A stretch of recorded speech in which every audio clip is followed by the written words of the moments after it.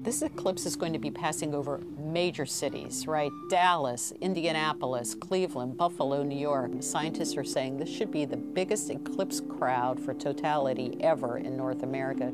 Everybody on Earth is going to, be excited about this, but there will be 7 people off the planet on the International Space Station. It takes 90 minutes to get around the Earth. They will definitely be able to at least catch some partial phases and be documenting it from up there. The trick is the weather, right? Clouds popping up at the last moment, blotting out the entire show. The sun, even on an overcast day, it's going to look darker than normal, right? So you may not see the moon taking its bite out of the sun until it's all gone or partly gone, but you'll sense the darkening of the skies, and it's still something to behold. The only reason why we're so lucky to be getting total solar eclipses is because the moon is exactly 400 times smaller than the sun, right? And the sun is 400 times farther away. So it makes this perfect blotting out of the sun by the moon in our skies every so often. And that doesn't happen anywhere else in our solar system. But it makes us feel really, truly special as Earthlings.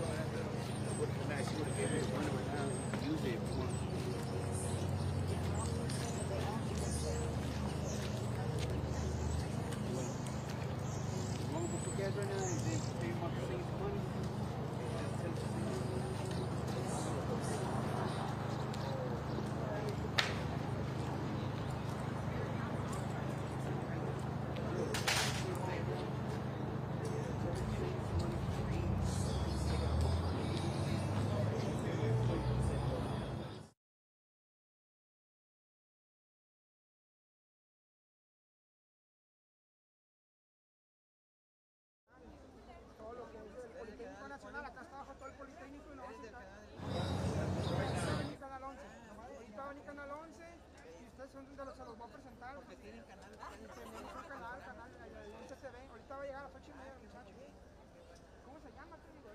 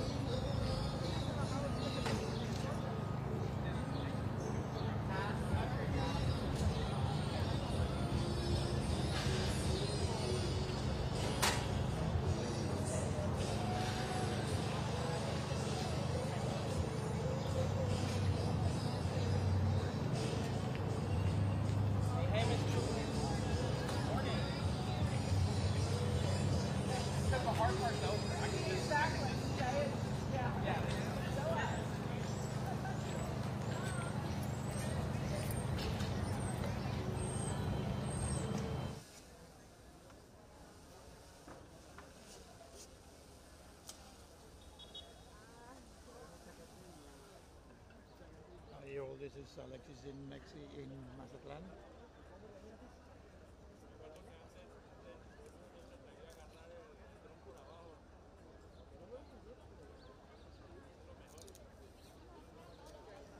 I'm going to start preparing a little bit now that I can talk to you guys.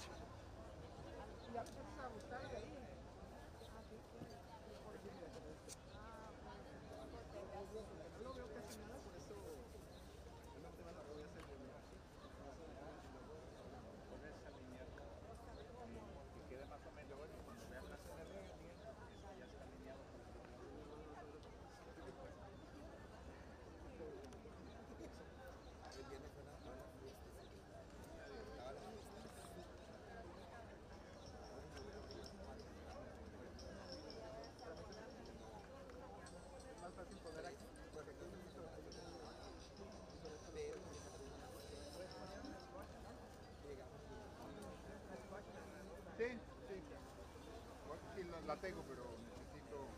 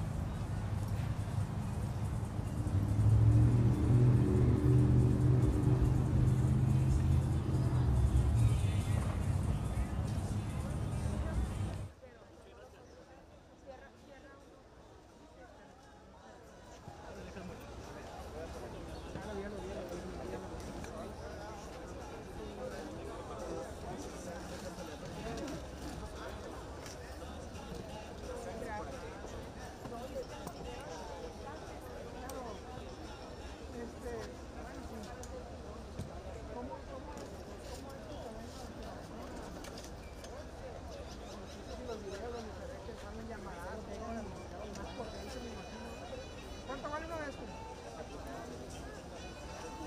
23,000 pesos. Ay, de hasta.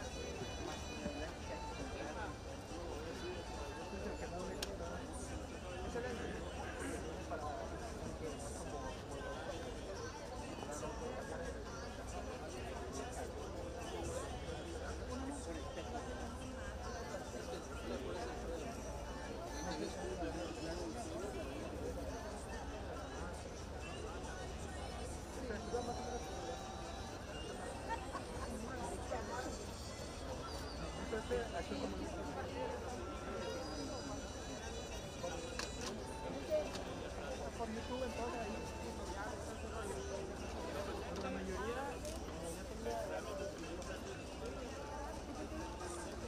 y estos precios se me hacen que son bien caros, ¿no?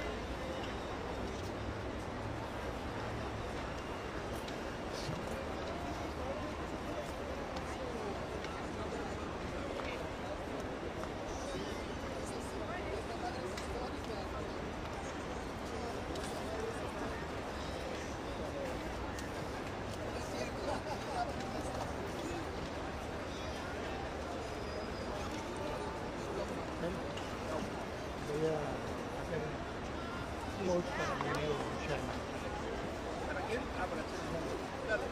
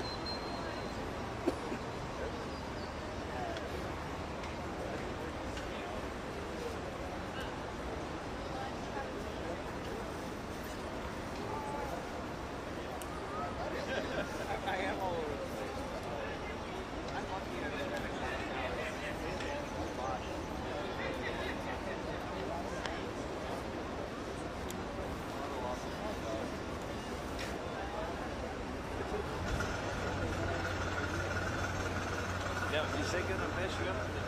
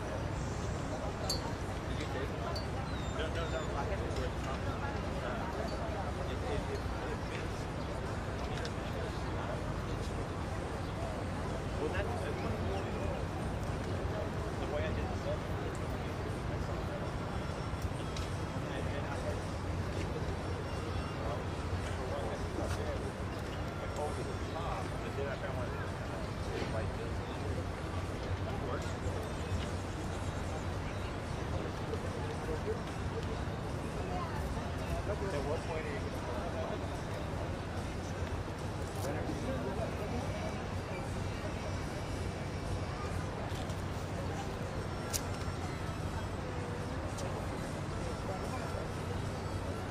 Oigan, eso pueden hacer. Voy a traer algo de limón y para desayunar o un café o algo. Voy a traerles algo. Voy a traerles jugo y yogur de para ustedes que están trabajando,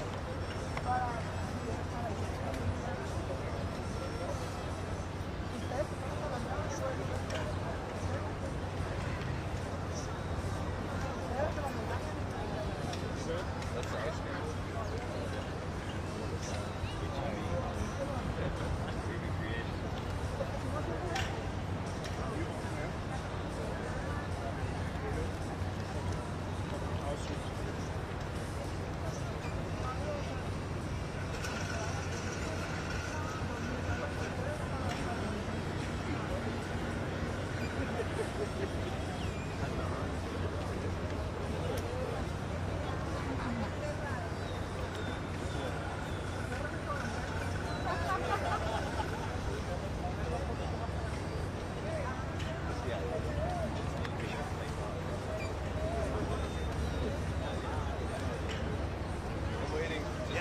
That'll be easier than thinking.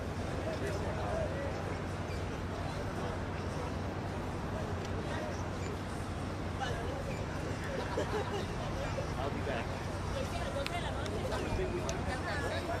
You don't win the glass. Yeah. I mean, I know, but I'm thinking.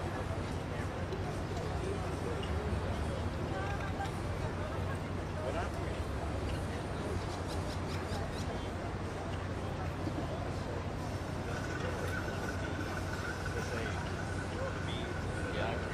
happen like right when it's almost there, or right when it's just like so.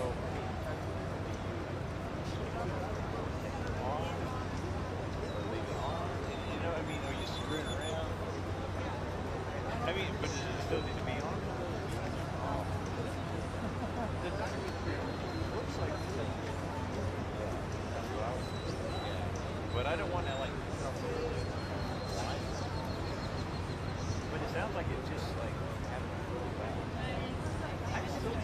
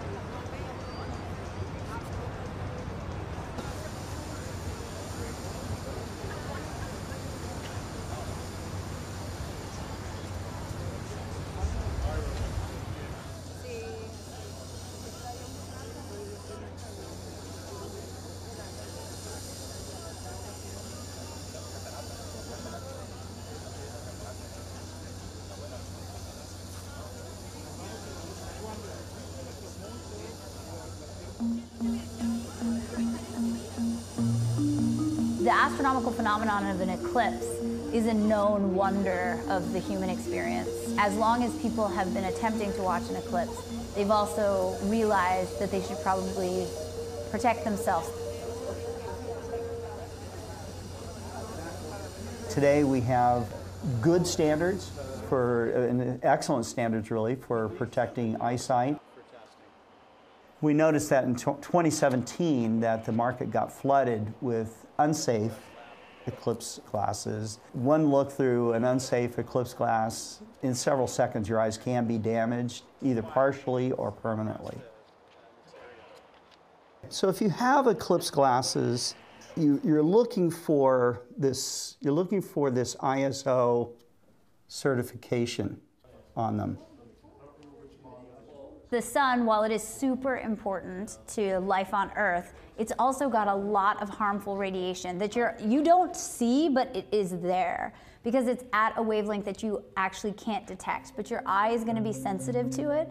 And so at no point is it safe to look directly at the sun. It is not safe to look at the sun, even with sunglasses.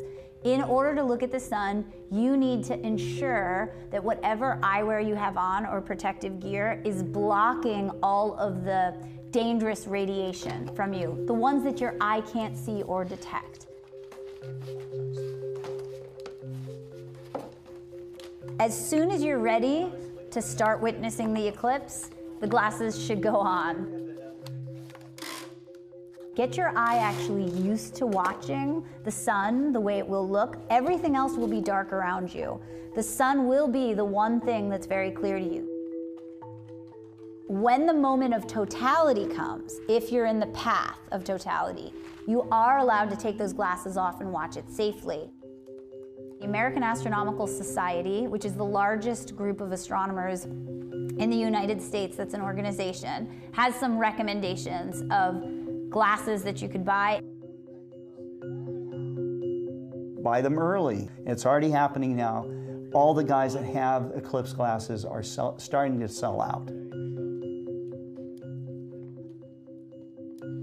Solar eclipses are nature's greatest astronomical show. It's rare to get this kind of accessibility to nature's astronomical phenomenon. It is, I promise you, not something you'll forget if you actually go and see it.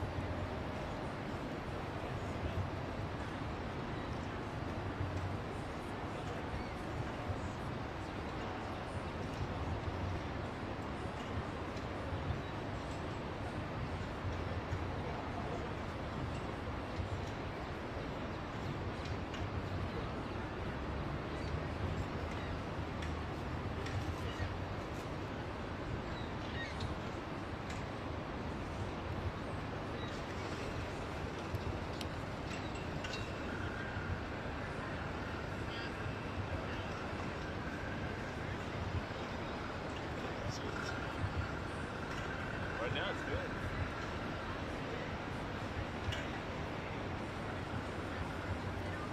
There's a shot. Straight up the yellow flag. Yeah. I don't know how to, like, it's gonna take me a minute to frame it. So what? That's way too tight. 70. I'll try to bust it. I'm probably gonna make that one. The other, I don't know, the gate over there. It'll be a wide. Yeah. Be careful. It's pretty much looking straight up. Yeah, but I mean, but you want the sun in it. Yeah. But you don't want it to fry your. Right.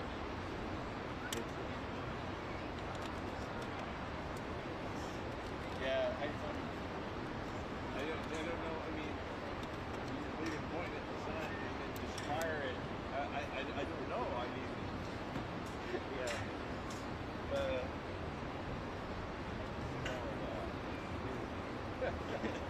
Same. I mean, I should do something better.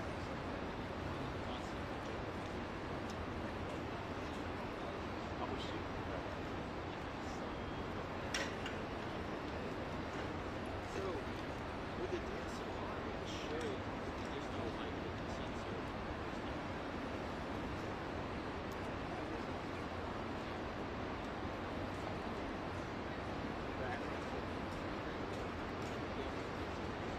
Because you don't know what you do.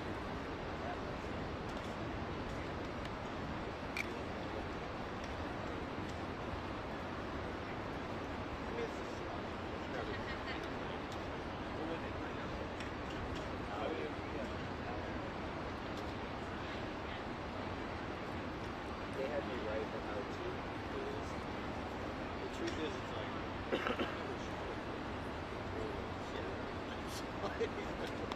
this is a messy lesson. Yeah, I'll just put it on.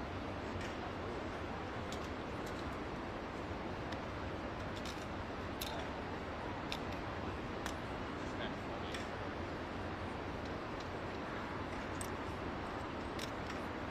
Not all places.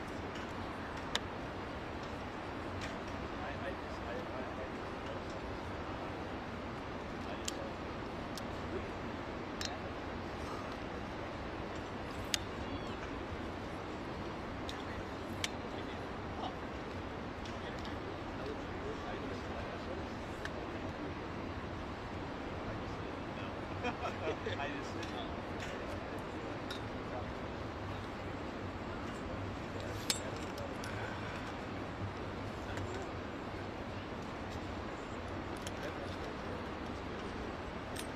We'll see. Maybe not.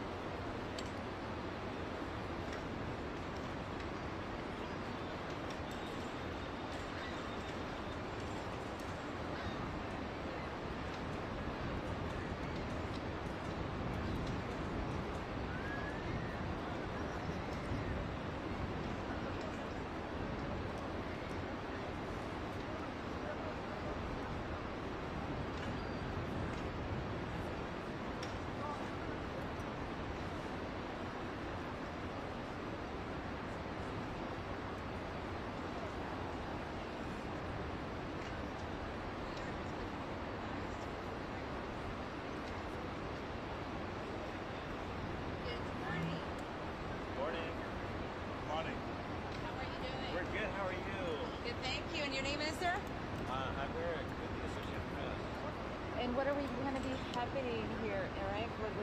Well, we're hoping to buy some last 2 years. That's right. Thank you so much for being here today. Thank you. Look at this. This is amazing. We're getting almost set up.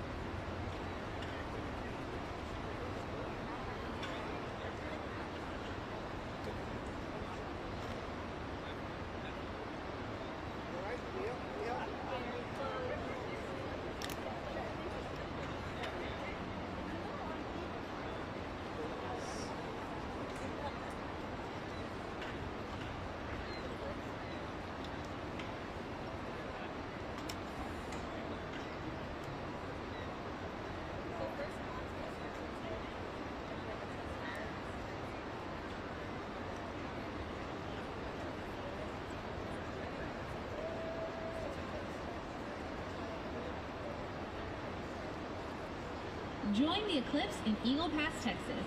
Join us on April 8th for an unforgettable event. Eagle Pass will be featuring several eclipse viewing spots. One of them will be at the Eagle Pass ISD Student Activity Center. Should you plan to attend, as it is free to the public from 10:30 a.m. to 3:30 p.m., we do have a few tips and rules we would like to share with you. Rule 1, prohibited items. EPISD Student Activity Center has implemented a strict clear bag only policy at all their events. If you bring a bag that is not clear, you will be turned away and asked to leave your belongings in your vehicle before entering. Balloons, confetti, confetti cannons, powder, and all similar items are also not allowed. If you are found with them, they will be confiscated. This also does include fireworks and pyrotechnics. This also includes no outside food or drinks, i.e. coolers, ice chests, and picnic baskets. Also, spectators are not allowed to bring live animals into the stadium. Tip 2, the field. If you will be entering onto the field to participate in activities, you must be wearing flat-footed shoes and no food are allowed on the field. Only clear drinks such as water. All spectators must also bear in mind that you will be subject to checking through a metal detector and/or wand device before entering the field. Tip 3, noisemakers. No noisemakers, mechanical or otherwise, included but not limited to bullhorns, air horns, cranks, musical instruments will be allowed. Also, no one will be allowed use of the speaker besides the people hosting the event. Our last tip concerns carpooling and traffic. Carpooling is strongly suggested due to the heavy traffic that is expected for this event. Due to this, we are asking for people to please use the east entrance on 480. Taking Loop 480 to 277 will help divide the traffic in front of the Student Activity Center and aid the process of allowing vehicles to enter and exit. We hope to see you there for this once-in-a-lifetime experience. See you at the SAC!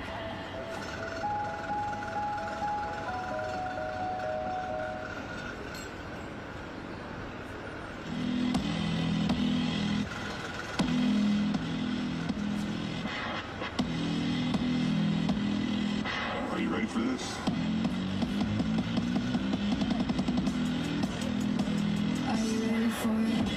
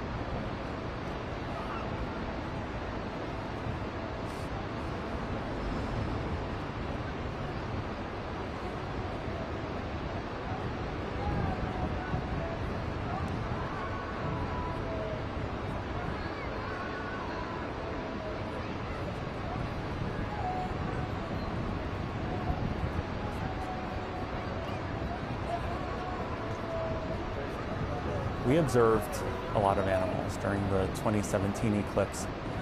One of the animals we watched was the Komodo dragon. In general, a Komodo dragon sits still for almost all hours of the day, and just in those couple minutes during the eclipse, it started running around and had a reaction.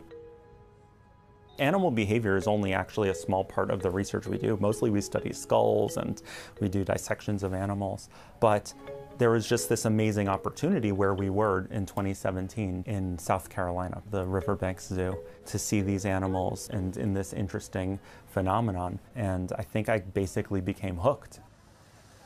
Some of the animals behaved as if evening had come, so they went into their nighttime routine. Some of the animals made strange calls, the siamangs. They made a type of vocalization that we had never heard before. This time around, we're going to look at some of the same types of animals. Texas is the first place in the United States that the eclipse will be passing through. There are other really exciting places that these types of observations could be done. I'd like to see our research expanded into different species and see if gorillas react this way, how do orangutans react, and how do bonobos react. The flamingos all gathered around their chicks during the eclipse, like they were trying to protect the chicks. It would be really interesting to see if other flamingos do that, or if other flocking birds do the same type of behavior. In any given part of the world, a total eclipse occurs once every almost 400 years. Essentially everything we know about animal behavior during the eclipse could reasonably be regarded as anecdotal, because there's so little information about it. But the only way that we can confirm this stuff is to take every opportunity that we can to go out and witness it ourselves. It's my sincere hope that other scientists will eventually join along.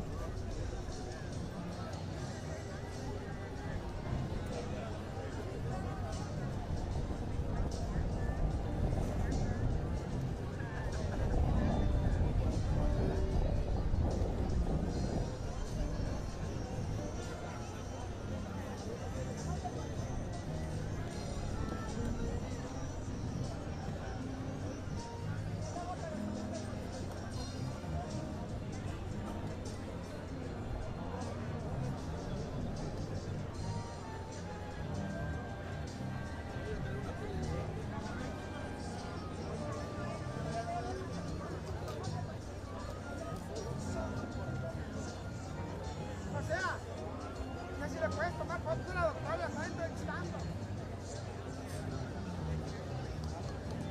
Ahí está la de Milenio.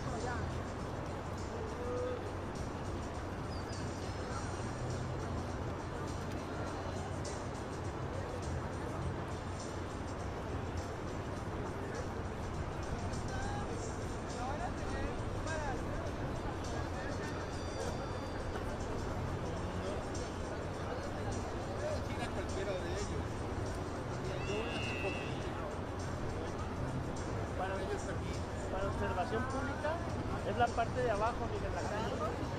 Perfecto. Gracias.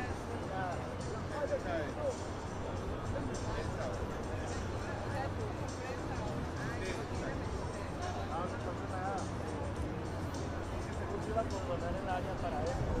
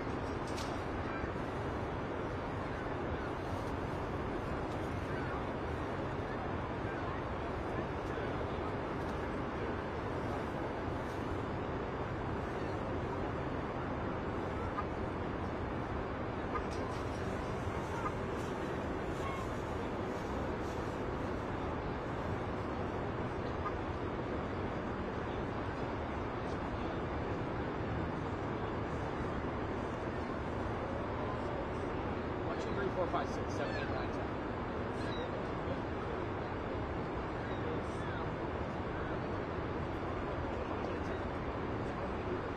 Yep. So I'll give her like a little break. Low. What's the second? She's gonna be like, yeah, let's start like over here, and I'll start to move out. I'll just do them. She has a ground filter.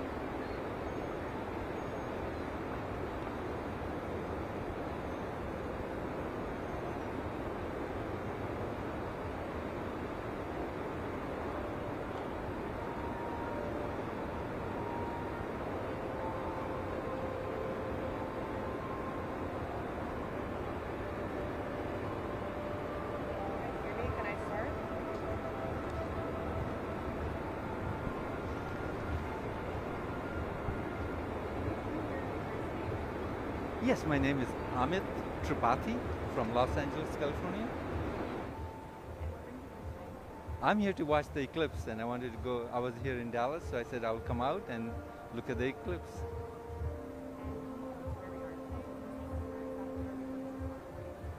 Oh, I loved Mesquite.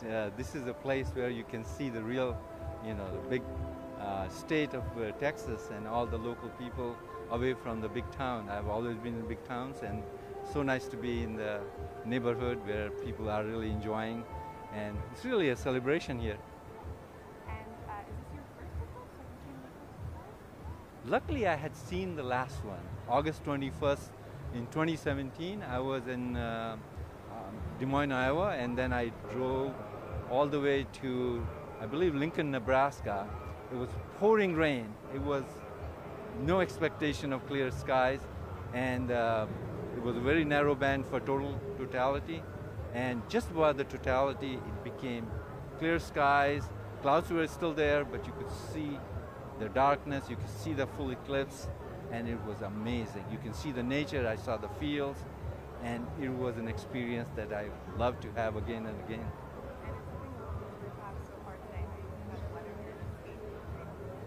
I am very optimistic.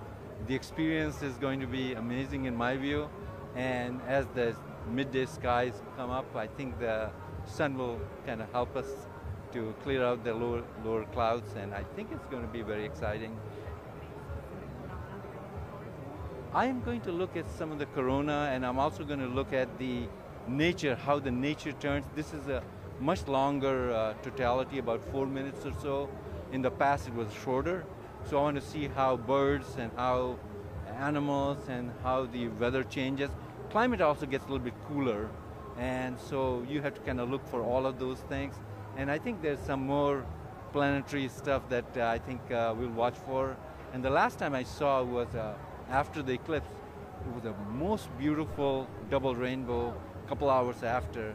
So I'm going to look for some other things post-eclipse also. Did you bring your glasses today? Yes, I certainly have, and have some exciting ones too. So we'll look at that. I have also a camera with all the filters and a telescope with the solar, filters on it. Anything else you'd like to add? I would like to congratulate this Mesquite team here. They have done a fantastic job of rodeo and celebration here, and that's going to be very exciting for future generations as they learn about that. And the next one, I believe, is in 2044 or something like that. So I think by that time we'll have much more information about sun and how the sun and earth are so interrelated for survival. You welcome. Appreciate it. How does that feel?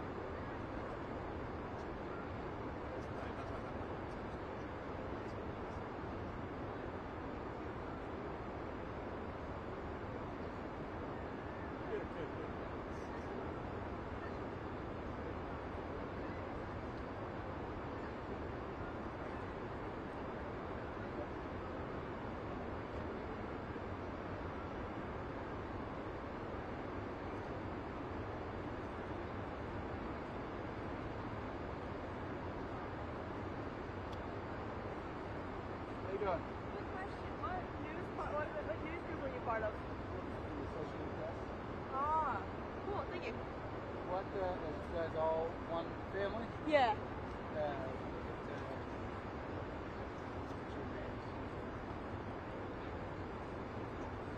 Where y'all in town from?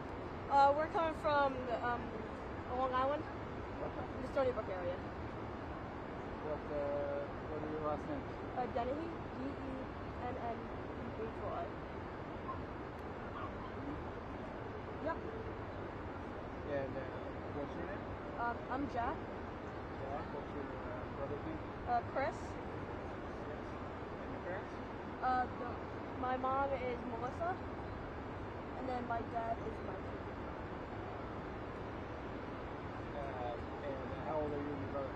I'm 13 and he is 9. Photographer the bunch? Yeah. You got a real lens on there, that's good. Yeah. It's all about the glass, that's good. Uh-huh. And you're from Stony Brook.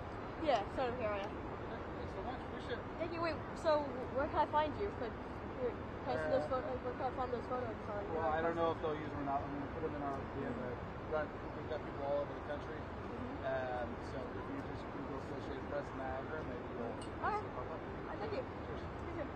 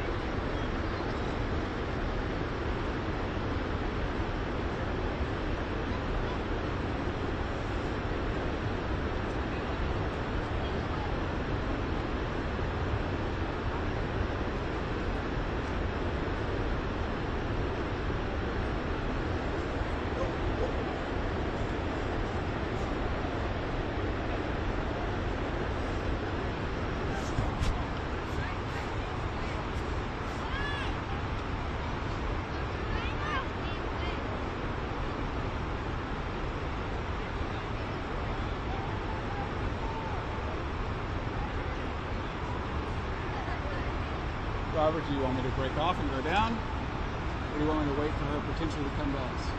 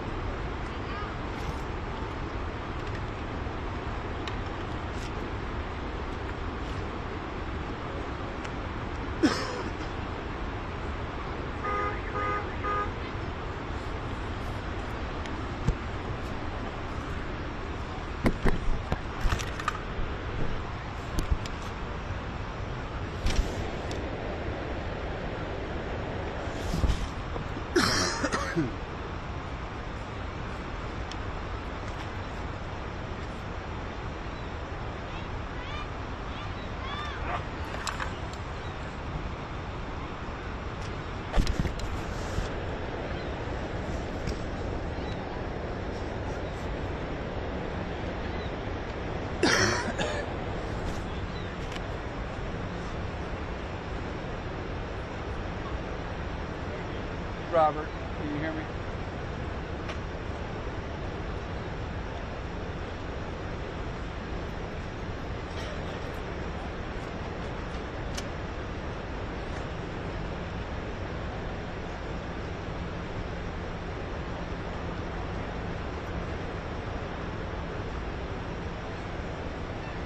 I can hear you. I'm tethered to the Ethernet, so I think we're gonna have to hope she does a stop by.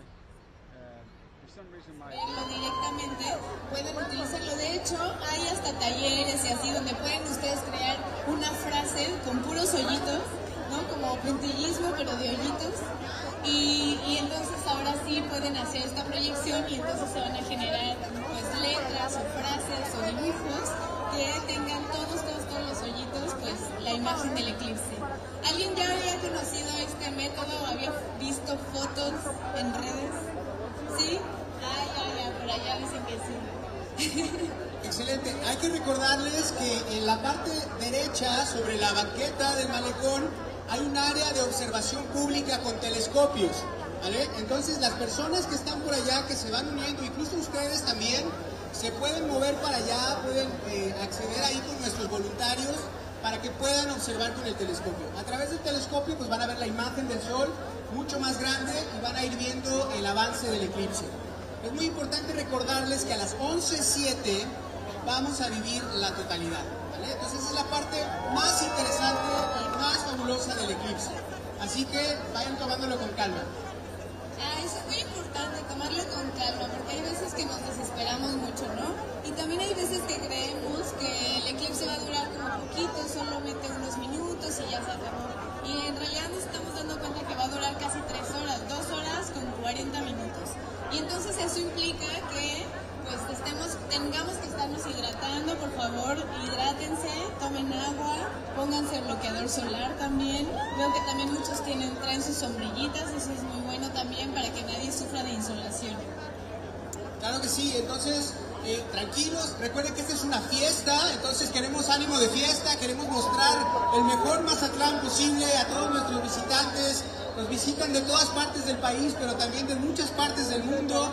Por ahí, si hay alguna sociedad astronómica de otros países, vienen de Costa Rica, vienen de Francia, vienen de Estados Unidos y de Canadá. Conversen también con los astrónomos, ellos les pueden dar muchísima información sobre el eclipse. Allá vemos a Colombia, allá está Colombia. Bienvenidos. A ver si ya vimos Colombia, a ver, Costa Rica. ¿Dónde están los de Costa Rica? Por allá, ¿no? Yo conocí a unos de Costa Rica también en la semana. Sí, también hay gente de Finlandia, gente de Australia, de Sudáfrica. Aquí están todos. Esta es una gran fiesta astronómica. Es nuestra obligación dar una muy buena imagen de Mazatlán para que estos turistas regresen y vean todas las bondades que tiene este puerto. Qué bonito, y qué bonito también, pues justamente como les decía al principio, que nos haya recibido Mazatlán tan bonito.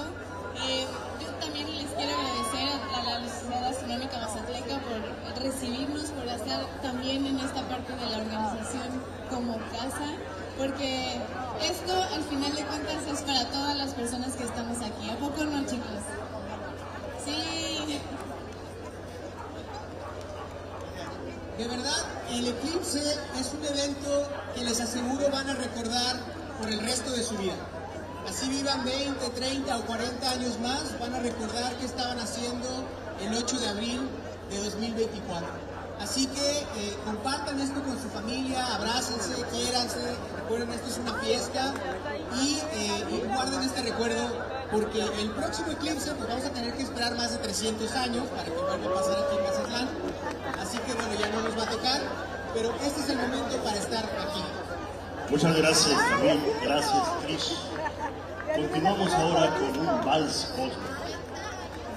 Ustedes lo recordarán de la película 2001, Odisea del Espacio.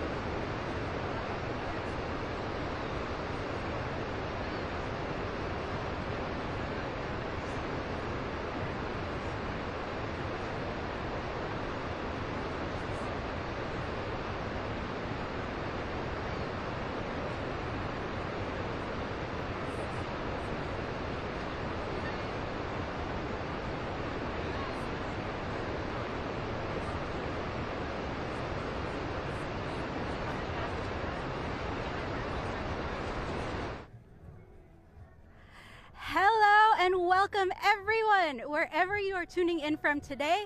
Thank you for joining the Associated Press for our live stream of the 2024 North American Total Solar Eclipse. I'm Kyle Viterbo, AP Health and Science correspondent. And over the next few hours, the AP is going to be your virtual guide, providing live footage from across North America as the moon blots out the sun. We're bringing you the views underneath and above the clouds from Mexico in the coastal city of Mazatlan, around the U.S. in Eagle Pass and Mesquite, Texas, Hot Springs, Arkansas, Carbondale, Illinois, Cleveland, Ohio, and along the U.S.-Canada border at Niagara Falls. We'll also have close-up views of the sun from Time and Date and NASA. And we're here today in Mesquite, Texas, just on the outskirts of Dallas for the city's Eclipse Watch Party. And yesterday we already met a few eclipse chasers who drove down from as far as Portland, Oregon. So the excitement is palpable, and it's all just vibes and hopeful attitudes here from both Texans and visitors alike. Now, if you're joining us on the YouTubes, please hop on the live stream chat. Tell us where you're tuning in from, what you're curious about, any solar eclipse moments you're looking forward to. We would love to hear from you. Rain or shine, the AP will be here to bring you some excellent conversations and all the action across the path of totality. With that said, let's take a quick peek at what the scene across the continent is looking like.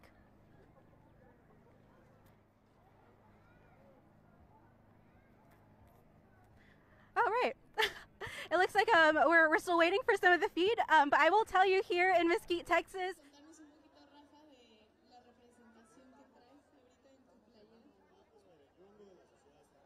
we have had non-stop clouds, and you know what? Oh, we're done.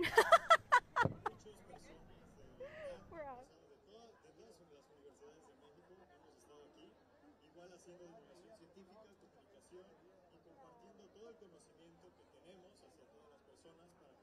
Experiencing totality.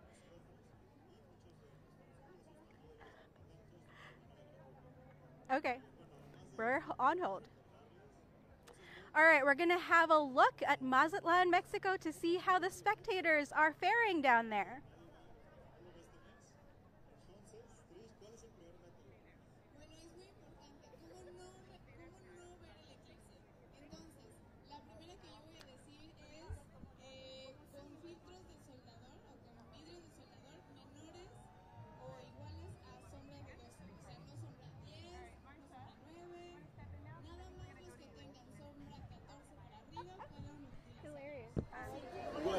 Otro método que empecé muy obvio, aunque tengan los lentes solares comunes más polarizados y lo que quieran, no se les ocurra voltear a ver con ellos porque va a ser de las últimas veces que van a voltear entonces a ver el sol. Yo no quiero eso.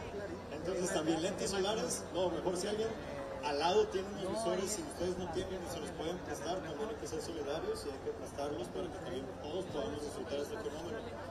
También no se pueden utilizar radiografías o rollos fotográficos, tampoco son métodos seguros. Y por último, espejos de agua. Sí, está gustando a ver antes y muchas veces justamente se observaban en espejos de agua porque, pues obviamente por la desinformación, hasta luego los noticieros decían que era seguro. Son métodos no seguros. El único método seguro, ¿cuál es? Los lentes, exacto. Y los lentes, ¿qué lentes? Los certificados, exactamente. Ya todos tienen sus lentes, levanten sus lentes. ¿Todos levantan los visores? Bien. Bueno, también les quiero recordar que la Sociedad Astronómica Mazatleca es como la sociedad que nos está recibiendo en la casa. Entonces, también quiero contarles qué otras sociedades están aquí, porque muchos de ellos. Hello again, everybody. Now, joining me to talk about the top stories for today's solar eclipse, plus all things space, is AP aerospace reporter Marcia Dunn. Marcia, welcome. Oh, I'm so excited to be here, Kyle.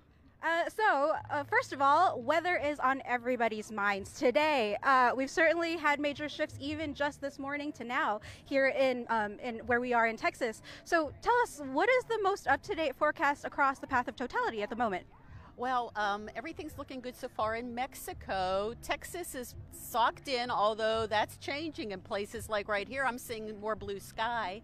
It looks like Arkansas is got a really good clear sky right now. Clouds up as it heads up toward Lake Erie, northern New Hampshire, Vermont, Maine looking really good in Canada. So mixed bag, but we still have time for the sky to clear. That's fantastic to hear. Now, the U.S. did see an eclipse in 2017, a total solar eclipse in 2017, and now we're experiencing this again. Now, can you tell us a little bit why this one feels special, or is it special? Oh, this one's special. It's going over a lot more people, major cities, Dallas, Indianapolis, Cleveland. So more people on the path of totality this time. Also, I think 2017 got everybody revved up. I mean, it's just been the talk of the town. And then last fall, we had a Ring of Fire solar eclipse across the U.S. West. So I think all of this is just really getting people more interested in the sun, the moon, and everything. That's amazing. Now, there are many captivating celestial events going on all the time, from lunar eclipses to now solar eclipses, rings of fire. Why is a solar eclipse, specifically a total solar eclipse, so special? Well, you know, this is the only place in our solar system where where even a total solar eclipse occurs. So very rare, happens every couple years here, usually at the bottom of the world where there are fewer people. But for the moon to totally cover up the sun is unique to our planet. So, and who knows other solar systems, who knows what else is happening out there, but this is the only one that we know of, and so I think that just makes everyone so thrilled. And just like really quickly, what are some of the next total eclipses that people can look forward to? Well, in 26 and 27, we're going to have to cross the Atlantic.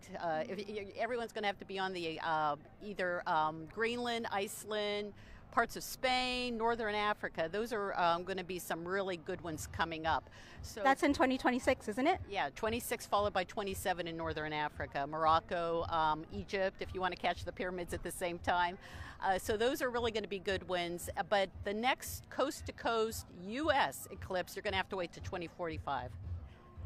All right, well, thank you so much, Marcia. That is all the time that we have for now, because we have an exciting guest to speak to over in Canada. So we're going to throw it over for a chat with a Canadian astronaut. We are 138.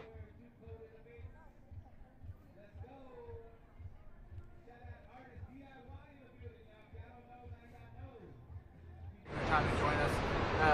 Just to tell me a little bit about what we could hopefully expect to see today. So obviously we'd love to be able to see the sun and the moon passing in front of the sun. Looks like the clouds are going to stop us from seeing that, but we are going to experience totality here regardless. It's going to become nighttime.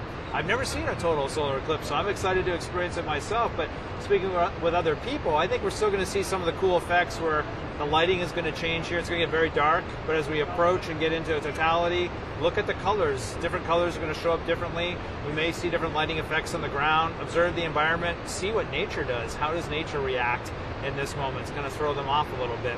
So these are the things I'll be watching for, even if we can't see the sun because of the clouds. That's going to be pretty exciting.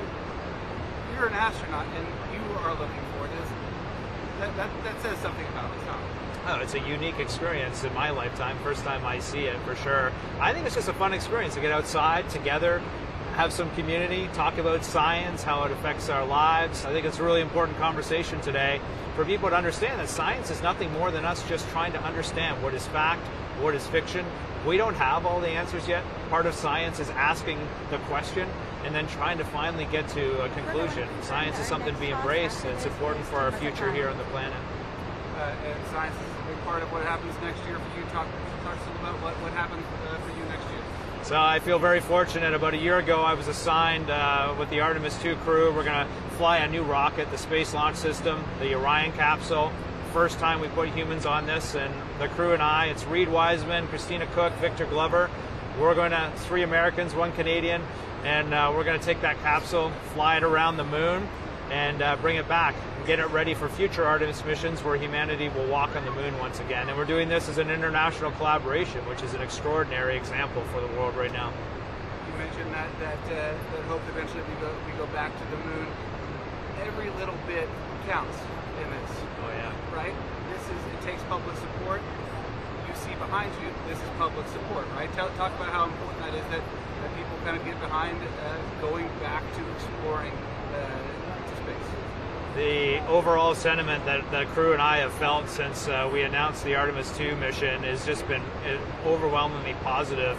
People are inspired by exploration. I meet young Canadians and Americans all the time, and they are fired up. They want to know how they're going to be able to participate in exploration in the future. And I think there is more of a common understanding now that when we push ourselves in places like space exploration, the benefits do ripple back down to our lives here on the planet. Even today with this eclipse, you know, we're going to leverage this opportunity, NASA, Canadian Space Agency, to study this. We'll learn new things about space weather, which affects how we're communicating right now. And so there's just, science is something to be embraced, but also just to remind our children that we, as a global population, can do extraordinary things when we set big goals and we come together to accomplish them. Well, I'm going to throw to our colleague Kyle down south, because hopefully he has a better view of these clouds, and maybe he gets to see it entirely. But I appreciate you taking the time to talk to us, and we'll go back to Texas. Yes, wonderful. Happy eclipse, everyone.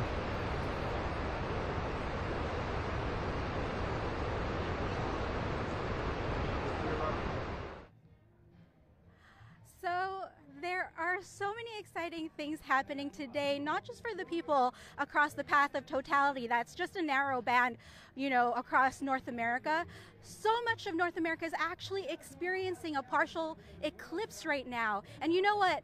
There are so many experiments, like for example, if you have household items like a colander or a cheese grater, you can, if you're underneath some partial eclipses, take a look how strange the shadows are at the moment. So here in Mazatlan, it's kind of hard to see, but here in Mazatlan, all right, up above us, you know, as the clouds are clearing up, we're starting to see the partiality, and it's impacting, you know, the way that shadows are being cast on the ground. And it's kind of hard to see here, but if you take a look at the shadow cast by the cheese grater that I've got on my hand, it's actually reflecting the eclipse. It looks like a shadow, you know, the moon is taking a bite out of the sun. So, you know, there's so much to do here. We're not just waiting for totality. We're really being excited about all of the things that everybody around the country can do at home safely and enjoy it with their friends, families, and so much more. All right. And with that, we're also at the moment, this is a testament to how fast weather moves in Texas. For example, just this morning it was completely clouded over with low-hanging clouds, you know, sort of not the ideal thing. Just a few meters behind us, a couple of blocks behind us, clouds are covering, but then the sun keeps peeking out. So, you know, there's just so much high hopes here, and we'll see how it goes. And that's probably happening all across North America right now. Lots of positive vibes. And so with that, let's take a look at how the rest of North America is preparing for their moment with the solar eclipse.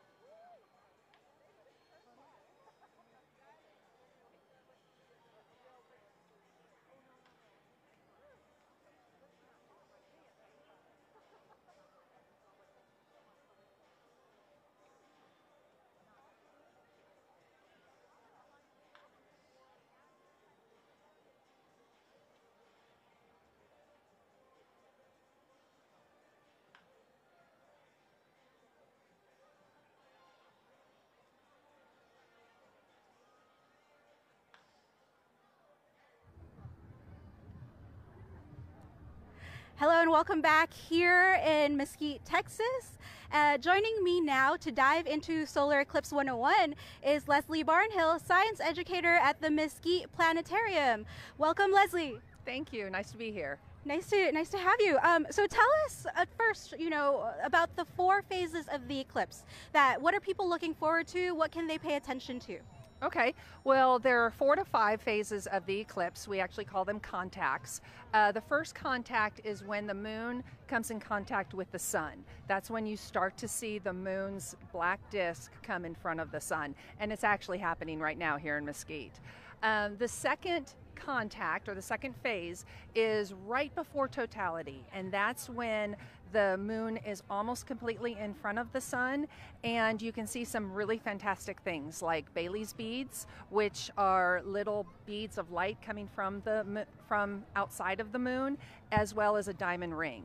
And these are all little pieces of light that are coming from the sun through the moon's uneven surface with all the craters. So wherever the sun's coming in, we've got craters on the moon, and they are creating these beads or this diamond. And that happens right during second contact.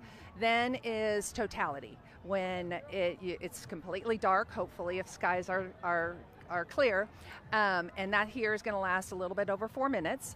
And then our third contact is when it's similar to the second contact. It's when the moon starts to move away from the sun, and you may have the opportunity to see those Bailey's beads and that diamond ring.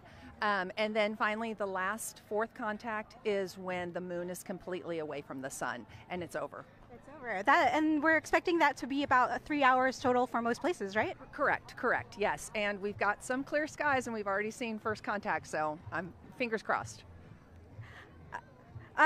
For those in the path of totality where there's a break in cloud cover or are lucky enough to have clearer skies, what can they expect of their experience? In totality, if we have completely clear skies, we can see some amazing things. First of all, the whole sky is going to darken to not just cloud cover, but completely night. A cool thing that I have yet to see is a 360-degree sunset. So where usually we see a sunset on one side of the Earth when the sun goes down, since the eclipse happens, we should see a sunset around the whole horizon wherever you're at. That's if clear skies. If we do have clear skies, we should be able to see some of the sun's corona, which is the atmosphere around the sun, and that's right at totality. We should be able to see 2 of the 7 other planets in the sky. Most of the planets will be out, but 2 should be visible, and that's going to be Jupiter, that's going to be to the left of the solar eclipse, and then Venus, which is going to be to the right of the solar eclipse. Also, we should be able to see the comet. If you have a magnified filtered view, like binoculars with a proper filter on it, you'll see a comet that's going to be close to Jupiter. It's called 12P, and some people are calling it the Devil's Comet or the Mother of Dragons. It's exciting. And then also there's some stars and some constellations that clear skies you might be able to see. The Orion main stars, Betelgeuse and Rigel. You might be able to see Aldebaran, which is part of the Taurus constellation, as well as Capella, which is part of the Auriga constellation, which is the goat herder, which I think is kind of cool. Oh my God, that's phenomenal. I feel like you'd be really lucky if you were stood next to an amateur astronomer or any educator near you. So if you're in a place where you're watching with a watch party, go find the scientists in the space, the educators. They've got a lot to share. Now, I know that there's a lot of scientific words being thrown around. Can you just share what is the difference between what is called a penumbra and the umbra? Okay, the penumbra and the umbra, they are different parts of a shadow.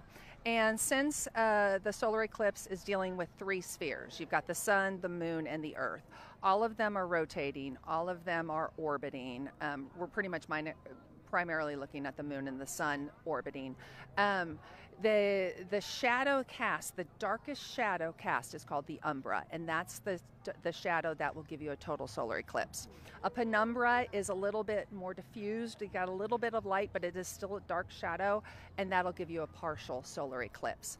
What's cool about this, a total solar eclipse, is the umbra has to actually, the tip of the shadow has to hit the Earth, and that usually only happens when the moon is close enough to the Earth, because the moon's orbit is not a complete circle. Sometimes it's a little bit closer to it, sometimes it's a little bit further. So that's why we're going to see a total solar eclipse, and it's going to be longer. So I've also heard that because the moon is closer, is it because it's closer to the planet or further away from the planet that we're getting a longer time of totality than in 2017? Yes, it's because it's a little bit closer to it. It's called, it's in its perigee, which means it's closer. Its apogee means it's further. And an apogee will give you an annular eclipse, which we had back in October. But it is just, it's close enough for that tip to hit Earth, and it's even a little bit more closer to have our path wider and giving us the longer totality. And now, any last words about safety? Because I know everyone's been talking about how important safety when viewing the eclipse is, not just during totality, but especially wherever you are where you're seeing partial eclipses. So any words? Yes, please, please, please wear your glasses when it is not a total solar eclipse. I tend to be on the safe side just because I have some older eyes and I want to save my eyes. You have the potential to have temporary or permanent blindness if you stare at the sun, even during the partial part of the eclipse.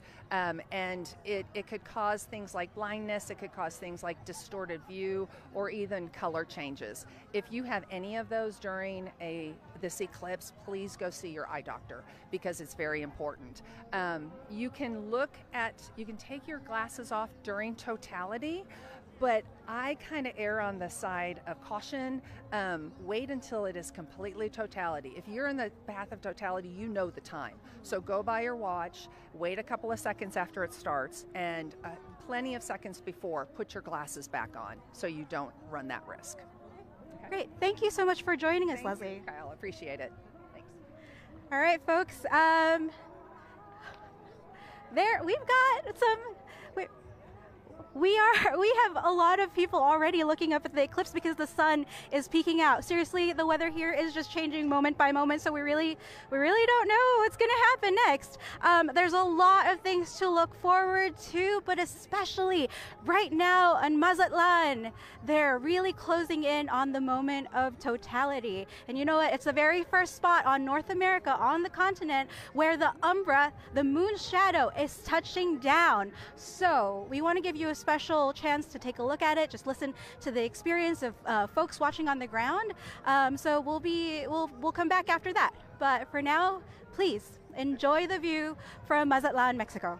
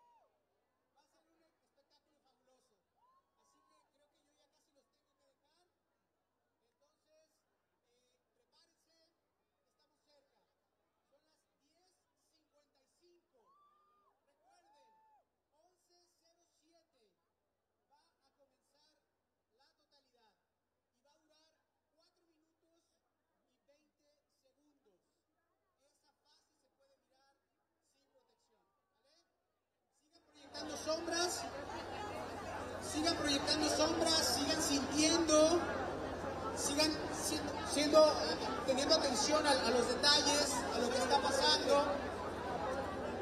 Esas nubes probablemente esperemos que se puedan retirar en el momento en que ocurra la totalidad. ¿Sí? Hay unos fenómenos muy interesantes con la atmósfera, porque va a pasar que la luna va a bloquear al sol y al bajar la temperatura puede ser que esas nubes se disipen. ¿Vale? No es absolutamente seguro, pero vamos a ver. Okay, estamos cerca. Sientan el eclipse. Ya casi. Mi mamá en Humberto, la habitación en la azotea. Yo le vi la parte de su hermana.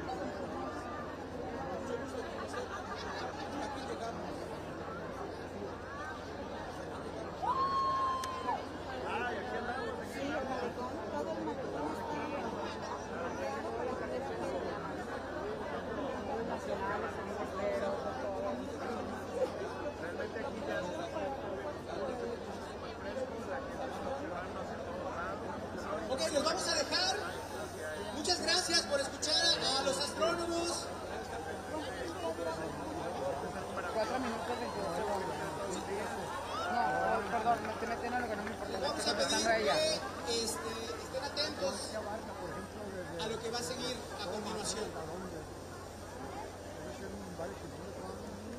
Todo el sur de Sinaloa. Nos mandaron información a los medios, no, pero siguen mandando. Rosario, Concordia. Aquí en Mazatlán, en su totalidad. Y allá es Rosario, Concordia, Sinaloa. Pues allá saben, por el lado. Allá no va a ser su totalidad. No es cierto ni nada.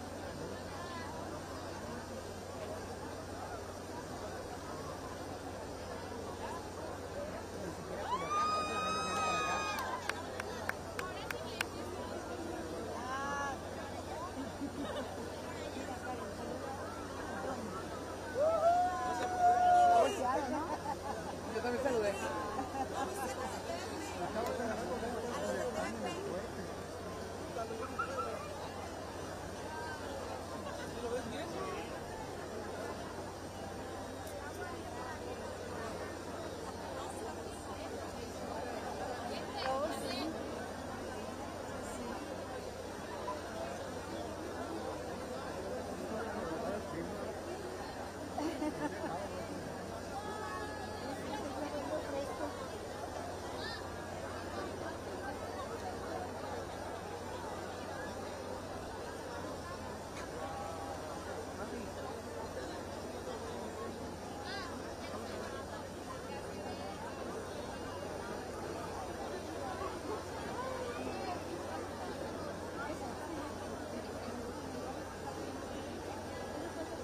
Estamos cerca, faltan 7 minutos para la totalidad.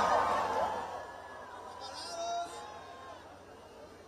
Ya casi, ya casi.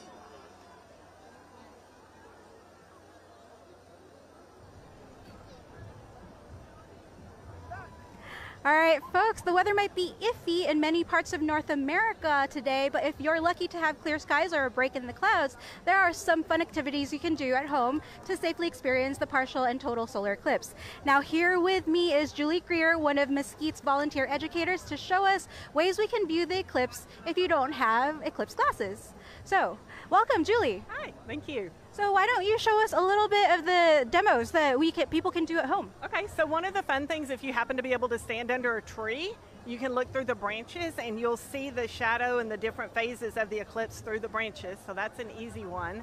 And we're lucky enough that the sun is coming out.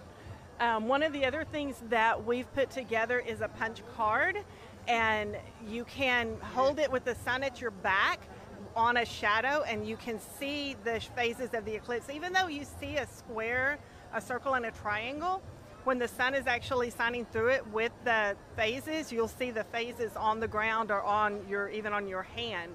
So it's really neat to see the different phases through that. So these are really handy, especially for young kids who, can't really wear the glasses perfectly on their faces, right? Yeah, so that's one of the main things, is you don't want to look into the sun. So even most houses have a colander, so you can even show a colander on the ground, again with the sun at your back, and you can see, the phases through the holes in the colander. So one of the fun things that we've been doing at our booth is actually making a pinhole viewer, and it's super simple with cardboard, foil, and so you've cut the view part of it and you fold the foil over it. This is so easy. And then you take a toothpick. Sorry. It's live TV, folks. And then you just poke a hole in through the foil. Just a small hole. Just a small hole, a round hole, and again you'll see the shadow of the eclipse on the paper, on the cardboard. That's fantastic. What are like things that like this is one of my favorite activities, like looking at the shadows. What gadgets at home, can people like pull out of their kitchen or anything else? So a cereal box, you can make a pinhole viewer out of a cereal box. I actually pulled this one off my refrigerator this morning. So, and again, you do it the same way with poking a hole in it and holding it up to the sun so you can see the shadow on the ground. We've got the tree branches is a good one, and the colander is an easy one to pull out of your kitchen. Okay, how are you feeling about the weather here in Texas today? I am so excited that the sun is coming out. It's a little bit humid, but we're used to that in Texas. We have every little, phase of the weather, but the sun is out, so people are starting to look up. It's really fun to see the different faces already. And as an educator, how are you feeling about people's reactions to the eclipse, to the science, to the things that they can do? It's been really fun. We've been talking about how the animals are going to react, and is it safe to leave your dogs outside, and how the birds are going to quit chirping because they think it's nighttime. And so it's been fun to Google and research some of that. What has been like the biggest question people typically ask of you? A lot of them are, why can't I just look up the sun? Why can't they, and so you get a sunburn if you sit out in the sun too long. So imagine looking directly at the sun with your eyes and the damage that it can do to your retinas. And it's not even something that you'll notice right away. It may be something that you notice a day or two later that you sunburned your eyes. All right. Well, thank you so much, Julie, for joining us. We really appreciate it. And now I think we're going to throw it back to the views in Mazatlan and maybe or elsewhere around the country. So.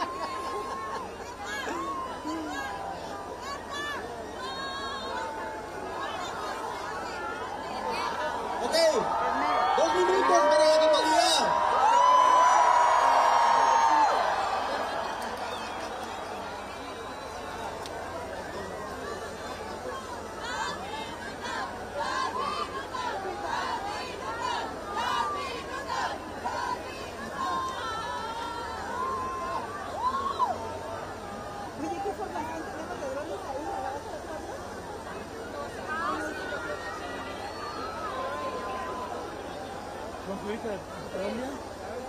Yo de Mazatlán, soy locutora de Ustedes son los turistas de Colombia, ¿verdad? No. Yo no soy turista de Colombia. Tú eres la colombiana. Después te voy a hacer una pregunta.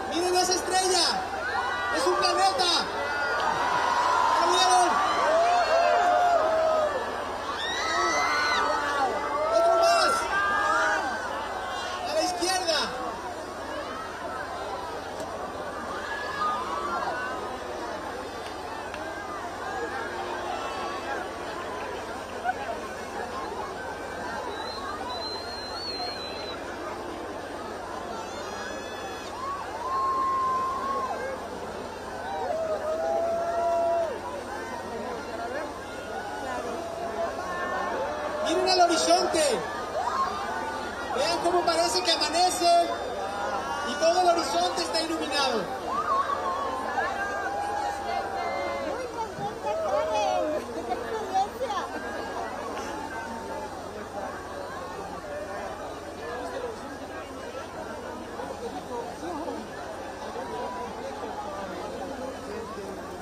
Bueno,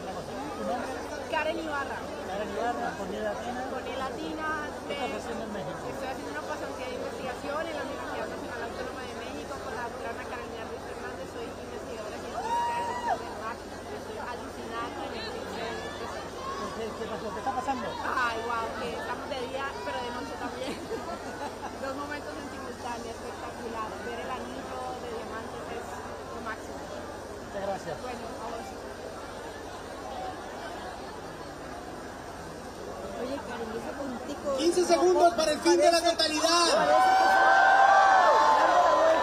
Hay que dejar de mirar cuando yo les dé la señal. Una pequeña mordidita, el puntito ya se está desplazando y empieza a verse el anillo de fuego. ¡Se acaba la totalidad!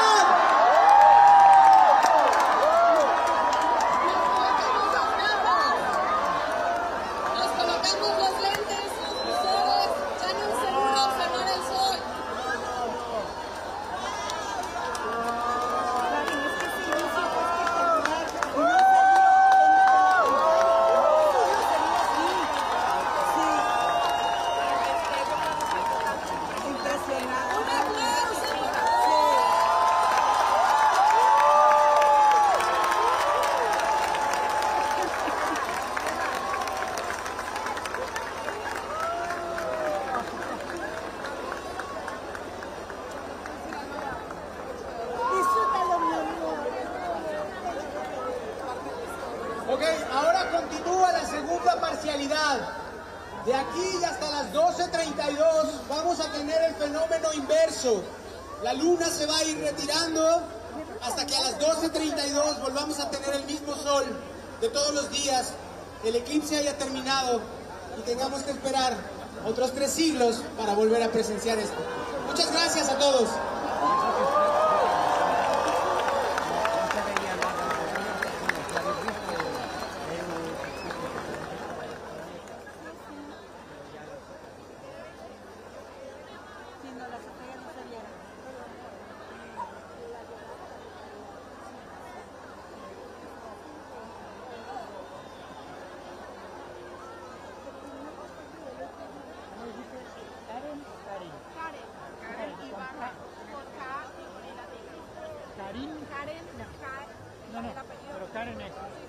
All right. Oh my gosh, folks, have you seen that? Did you see, the eclipse touching down on Mazatlan all day today, this morning? Just the earliest forecasts were cloudy and potentially rainy, and just then you could see just how quickly the weather changes, you know, just in time for that moment of totality. And even after totality, that moment when you know, the diamond effect came in through, the Bailey's beads were peeking through, like, it just is so exciting, and I am living vicariously through them right now as the clouds start to cast a shadow on us instead of the moon. But you know what? There's just so much more excitement to be had, because we're gonna head over to Carbondale, Illinois. Again, the weather's been so changeable throughout the path of totality, but sometimes, look, you just never know, right? Total solar eclipses happen every few years or so, especially like where you know, it's usually on somewhere else like the South Pacific. So this is a really special thing that we are hitting so many people around this North America, this continent.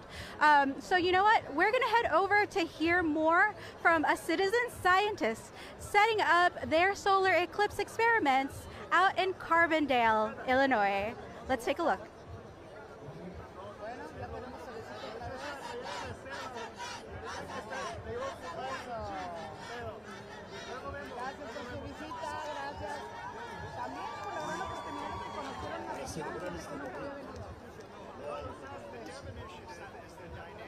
Eclipse Broadcasting Initiative, and it's a joint venture between NASA and Southern Illinois University here in Carbondale, Illinois.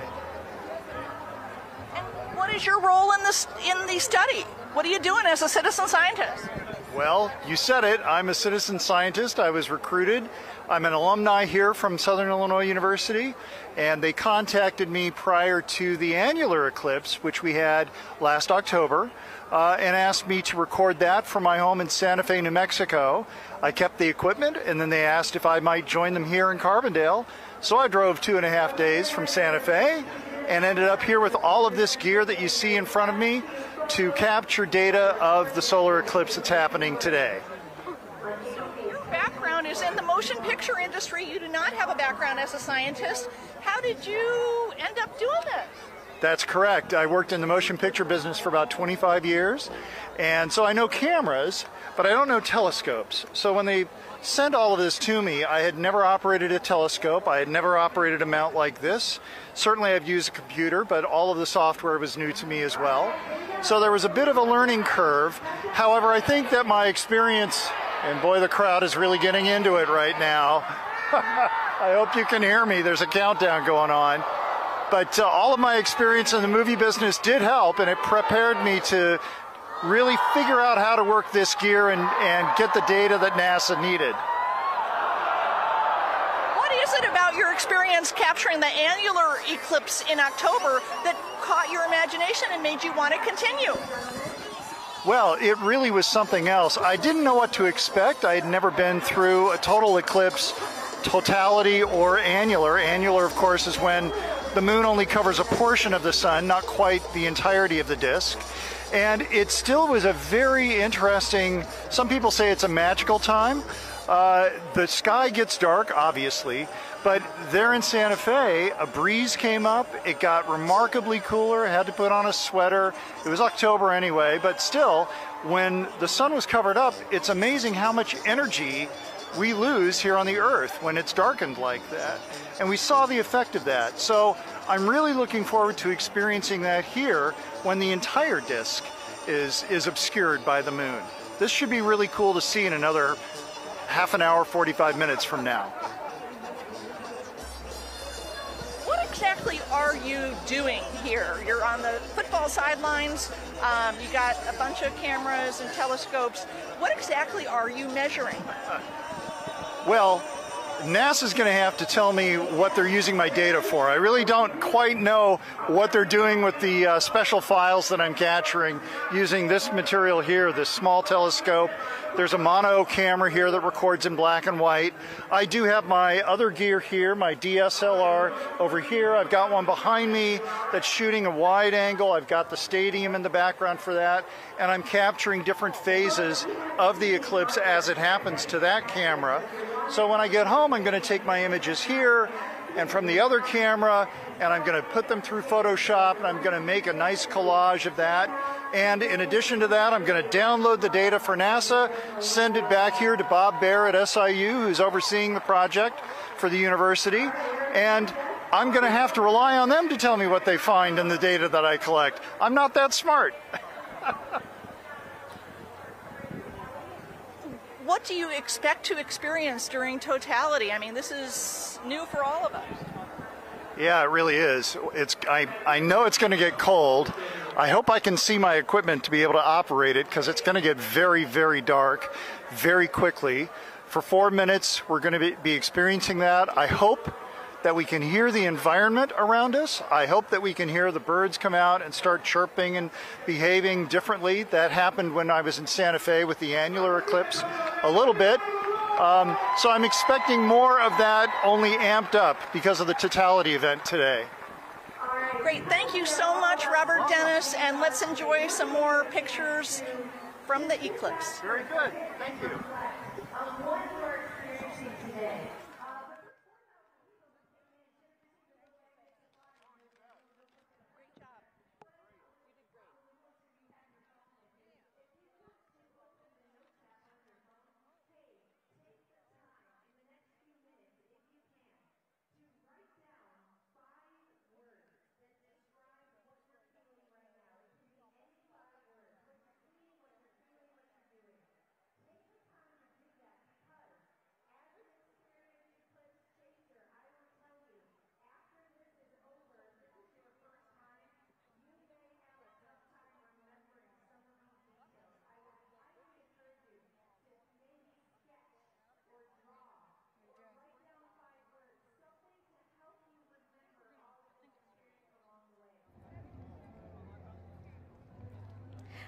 Hello, everyone.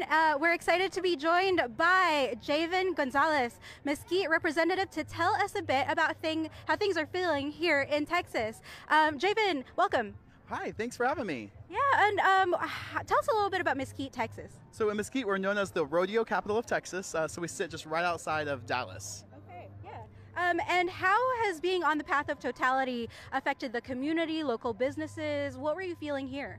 So there's a lot of energy here in Mesquite, just from like a lot of local businesses, the volunteers downtown. They were really excited.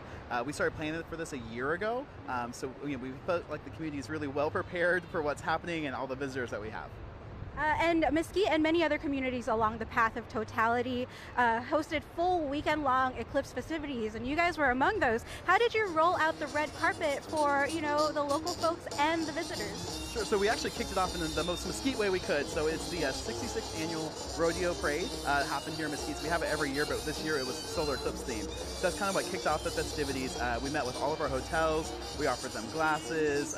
We had a lot of international visitors who reached out to us in advance, so we kind of prepared their vacation plans and where to go while they're here. And where are some of the people coming in from? We have people from Copenhagen, we have people from Spain, England, Mexico, several different states. So I just talked to some people from California and Arizona, so all over the place. That's fantastic.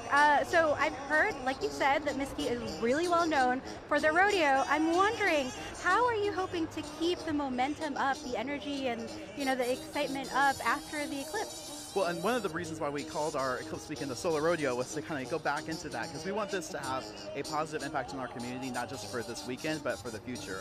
I know a lot of people who have been here have been talking about, we want to go to the rodeo now that we found out that you guys are the rodeo capital, and they've driven past the arena. So we're really hoping to capture those. We've been doing a lot of incentives to follow us on social media and come back.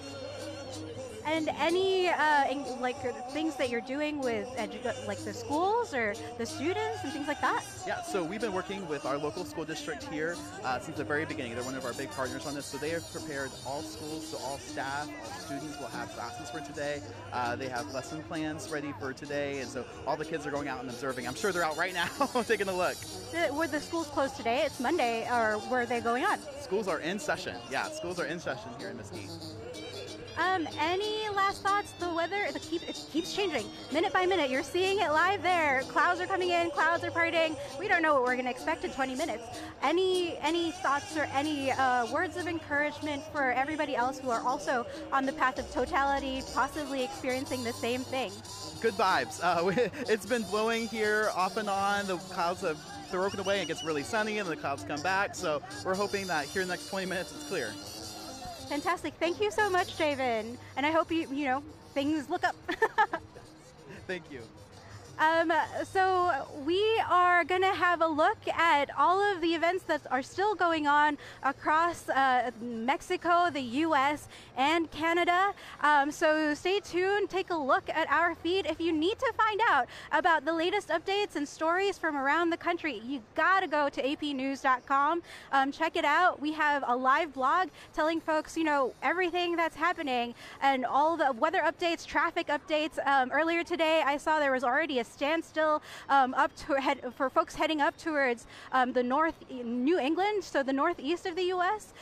So if you want the latest updates, go to apnews.com, and we're going to continue taking a look around the country to see what's going on, how people are faring, and maybe we'll be lucky, just like Mazatlan, where the clouds will part just at the right moment. So we'll see. We've got high hopes here.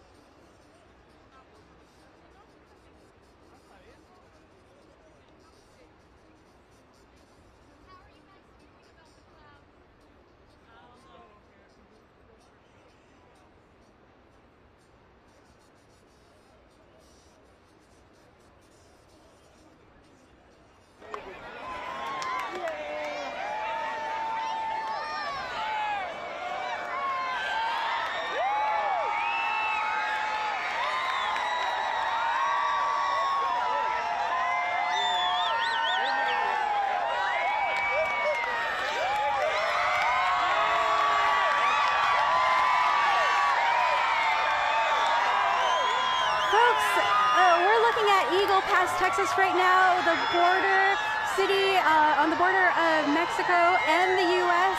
And you know what? It's been cloudy, but people are experiencing totality, and they're excited, and they're just having such a phenomenal time you can just hear, you can hear the excitement. In our feed, we're seeing a live view also of the eclipse feed from NASA, looking at the view from Russellville, Arkansas. There's just so much excitement and hope. So you know what, even if it's cloudy, you might just get to experience it anyway. The darkness and totality is just absolutely palpable. And even here where we are in Mesquite, Texas, everyone's just waiting. It's waiting. The clouds keep popping in and out. So, you know, there's just nothing quite like it.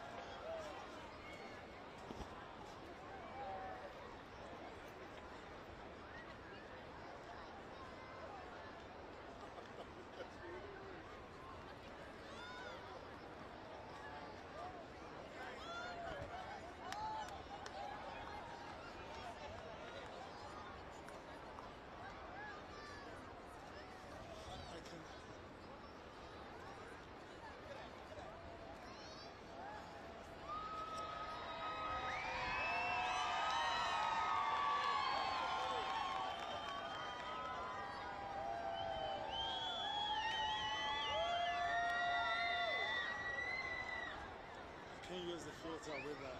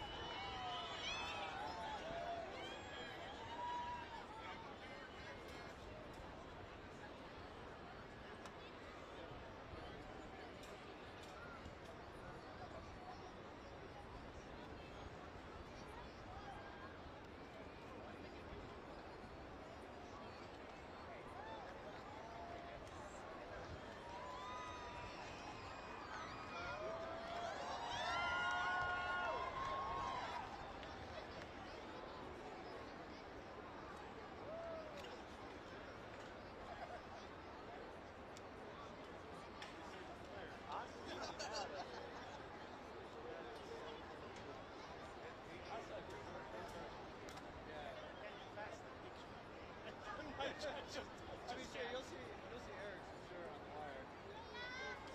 Nice and tiny.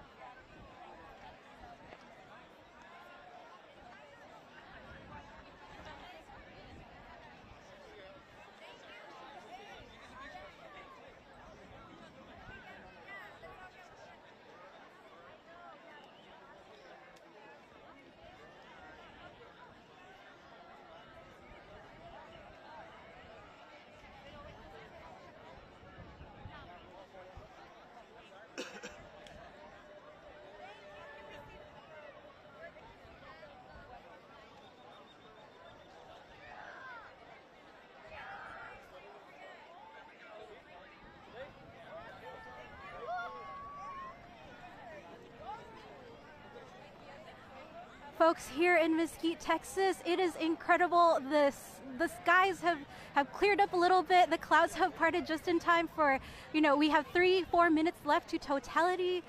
Everyone around us have quieted down. All of the solar eclipse glasses are on faces. We're just here waiting. We are waiting for the moment. I think we'll actually get to experience this. It is so close. We have 2 minutes left. Now is the time. If you can, start looking down on the ground. If you're experiencing totality, notice what the shadow bandings look like. We've got clouds peeking through, but you never know. You never know if you'll get the chance to experience the weird shadow patterns. Take a look at trees near you. As totality is closing in, it's almost time. You guys, this is incredible. It's just slivers of the sun. And just in time, peeking behind the clouds.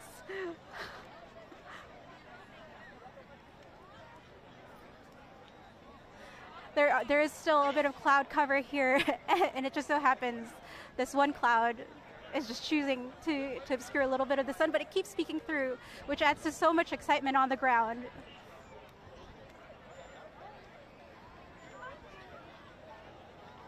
I gotta say, this is kind of reminding me of the final moments of the Super Bowl here. Just the tension is palpable. People are just waiting on edge to see and experience totality if it can happen. But the fact that through the clouds and despite the weather forecasts, we are experiencing this, it is something else, you guys.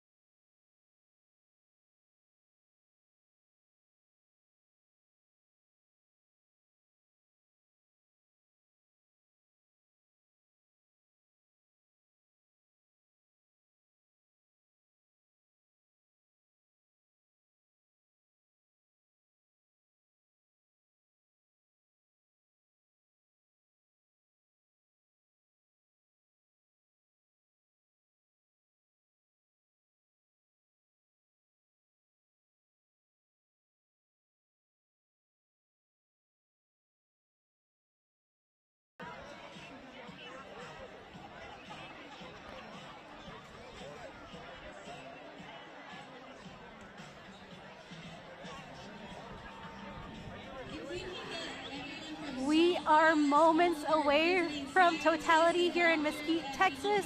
Everyone is just looking straight up. If you happen to be looking on the screen at everybody else who's wearing reds, blues, greens, and colorful clothes, now is the time to notice the Purkinje effect. When colors are just changing, the temperature here on the ground is much cooler. All of a sudden, we are seeing the tiniest sliver of the sun peeking behind the moon. I am actually getting emotional, you guys. This is incredible.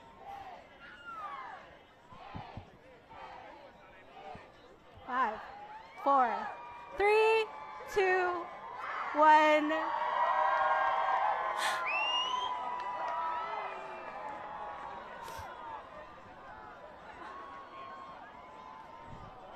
It is totality here. Everybody just counted down together. Cameras are up, everybody's looking up, just experiencing this together. There are children, there are grandparents here all together. I am emotional. I can see a planet on the sky. I am crying and I can't help it, you guys. This is phenomenal. I wish Laura, our VJ behind us, could actually take a look, because you gotta come out from behind the camera, Laura, please. But we can see a planet just to the side, and even though it's peeking straight behind the clouds, we are seeing it so clearly. We are lucky that we had high clouds here today. Just as this moment,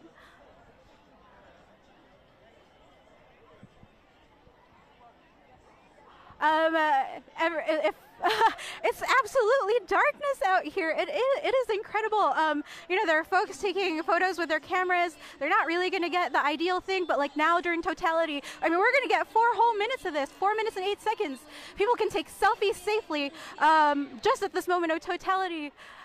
And it is incredible. Like the solar activity right now is near its peak, and just from the ground, we are seeing how powerful the corona is peeking through from behind the moon. It is just something else, you guys. And I gotta say, for all of the drama of the weather forecast today, the clouds have made it absolutely spectacular.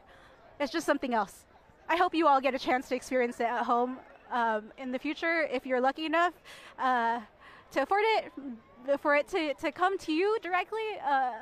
But it is just nothing I've ever experienced before. Yeah, let me grab somebody. Hold on.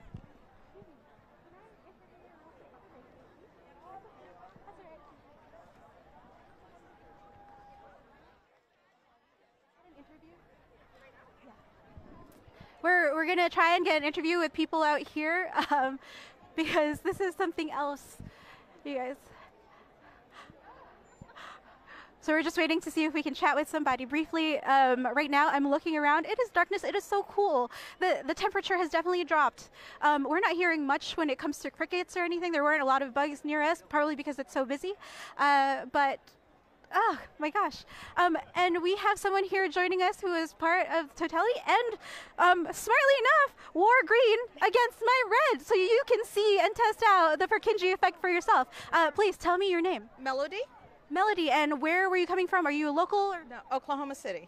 Oklahoma City. How is this experience for you? This is very exciting. My husband went to the one that was in Kansas. Yeah. I didn't go, so I came with him this time, and it's once in a lifetime kind of thing. It's very different than what I had anticipated. Yeah. Anything that stood out for you right now in this moment? I mean, the clouds are just in and out all day. That made it more of a community thing. We were all cheering for the clouds to move, and every time there was a gap in the clouds, there was a cheer. But just when it got to totality, it was very, it was awe-inspiring. Just the ring around it and how it kind of had gaseous features around it. It was just very interesting. Was it anything like you expected? How is it different from what other people have told you about it? I think I had the correct expectation as far as when the eclipse was occurring, but the actual total eclipse, that was different for me. I hadn't anticipated the ring and the gaseous effect of the ring around it. The corona, the sun's corona. Tell me your name one more time. Melody. Melody, thank you so much, and please keep enjoying the rest of our 2 minutes. It's already peeking out. Folks, it looks like the diamond effect might be coming through, or there's a little bit of light. It's a little confusing because of the cloud cover, but it's starting to get bright. You can see the difference right now in the light. It's just complete darkness earlier. It just felt like it was nighttime. And even with the clouds, you still feel it. And so, for everyone else still waiting for the totality to come to them, hold out hope. It could still be this good.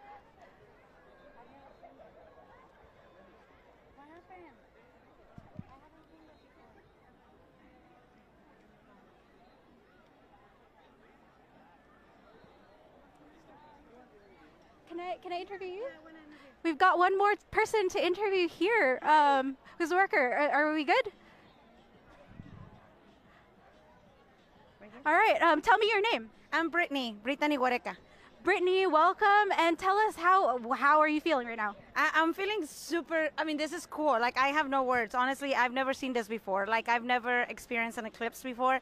And the fact that I'm working and I am able to be out here and with my family and, you know, actually getting to see this in person, it's crazy. Yes, like I couldn't miss out on this. How long did you know that this was happening? You're from Texas, you're from Mesquite. I'm from Mesquite. Yes, well, I'm from Dallas. I actually went to school here in Mesquite. So I didn't know that, you know, Mesquite was going to be one of the best views of the eclipse from the whole. I was just like, "Oh my God, I can't believe it." And then I saw that people were traveling out here and I'm like, "Dang, like I've never expected this to happen in Mesquite, you know, because we're a small town. I mean, we're growing, right? But like, we're a small town outside of Dallas. And I mean, it's crazy. We had people come out and get coffee and they're like, yeah, we're from the UK. Like, people were coming from all over, like, just to see the eclipse. So how did you feel emotionally at that moment of totality?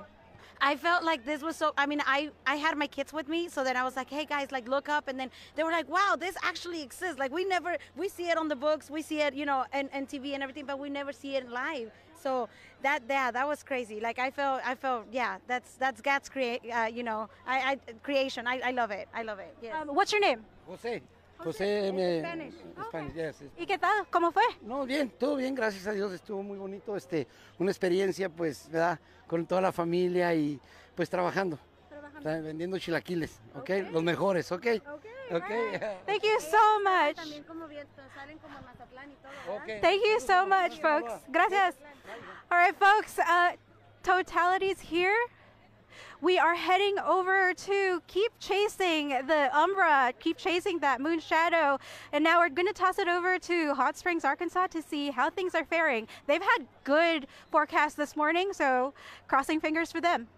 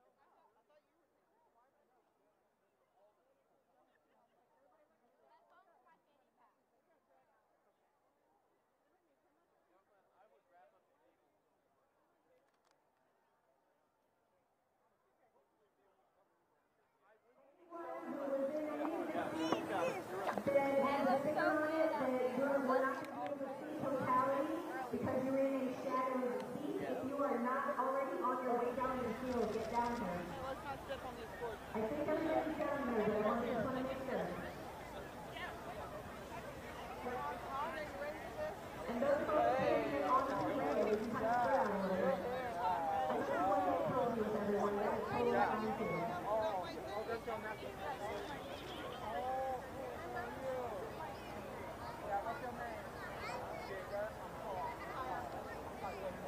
We are just over 6 minutes between totalities.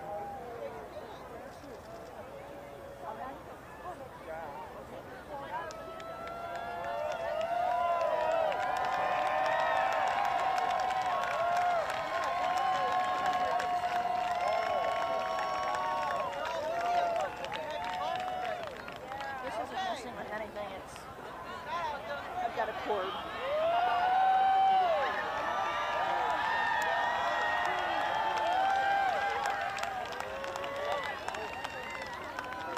Kathleen, will you go? Oh, yeah.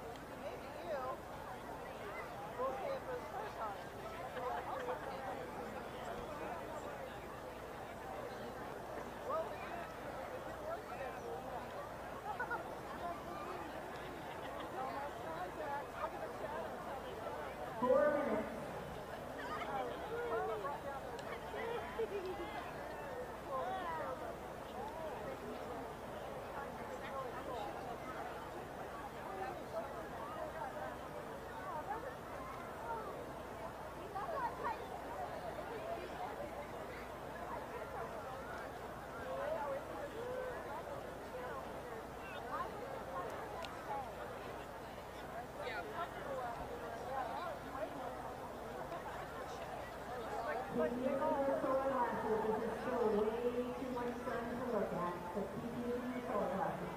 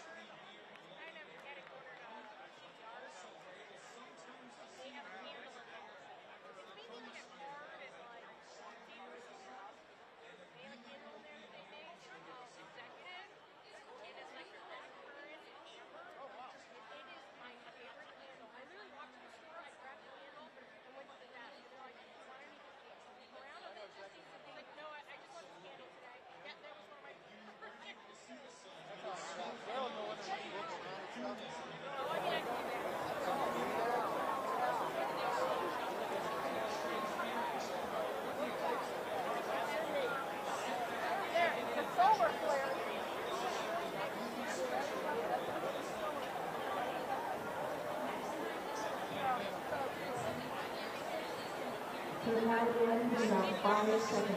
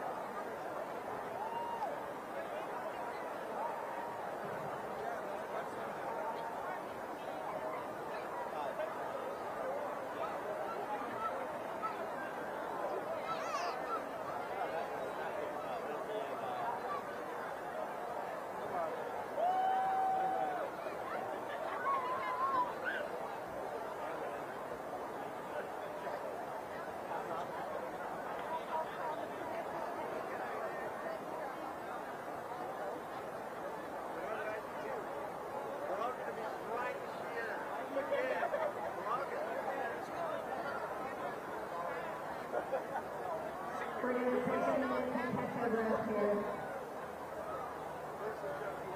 Congratulations, you are now eclipse chasers.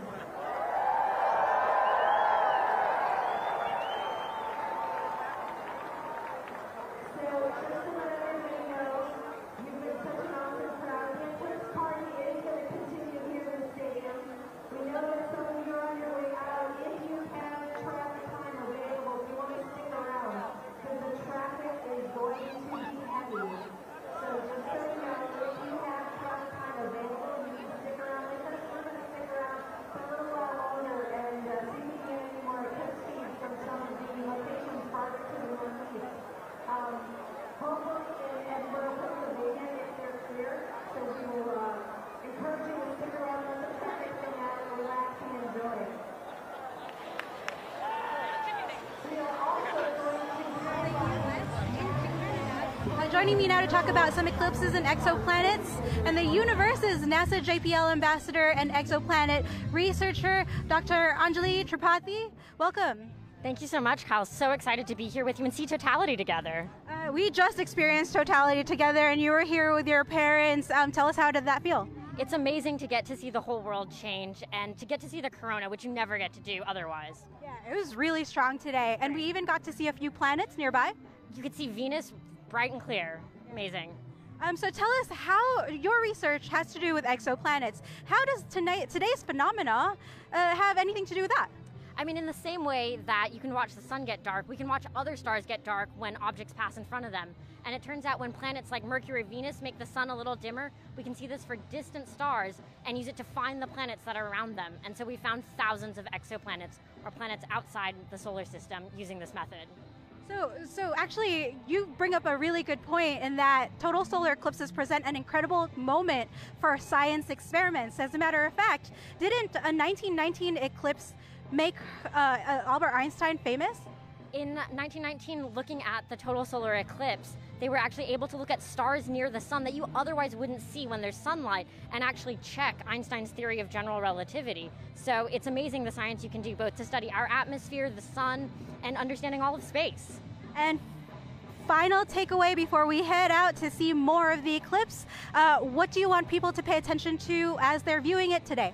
How do you feel, right? All of the changes, it's not just what you see, the temperature, the people around you, the animals around you, and really sense everything, even if you have a magic bracelet with UV beads. Thank you so much. And we will throw it back to our views across North America of the total solar eclipse. Thanks for joining us. Thanks for having me.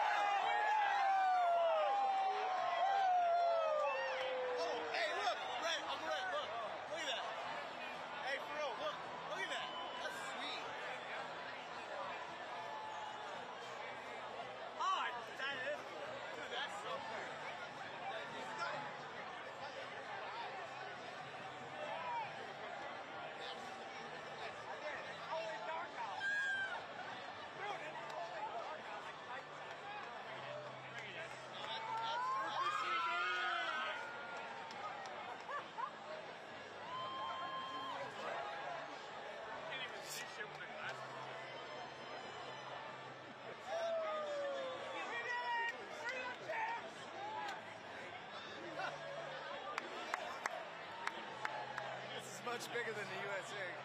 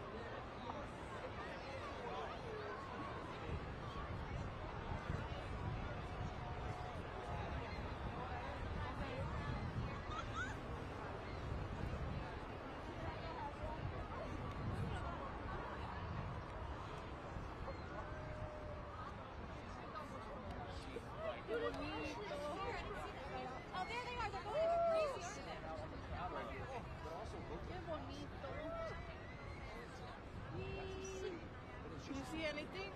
No. Let's go. Woo!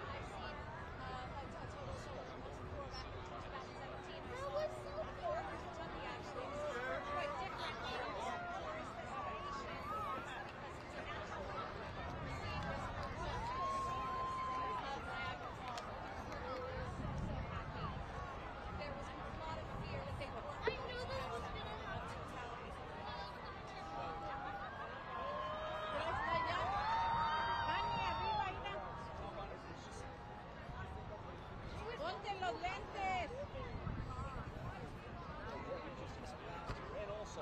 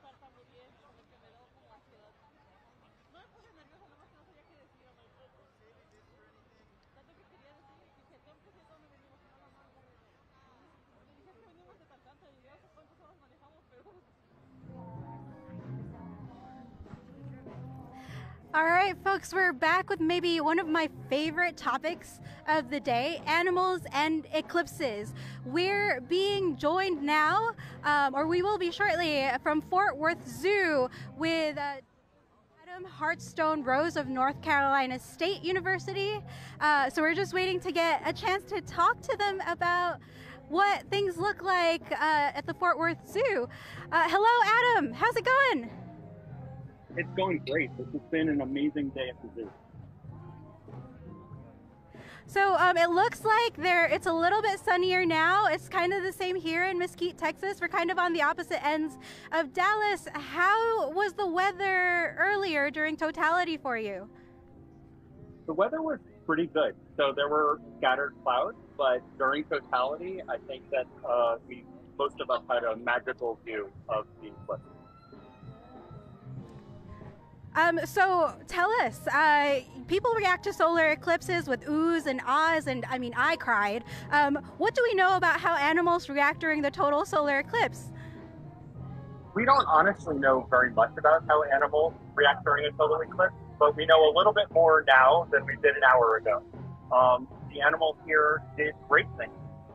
In previous eclipses, especially our team did some research in 2017 at a different view.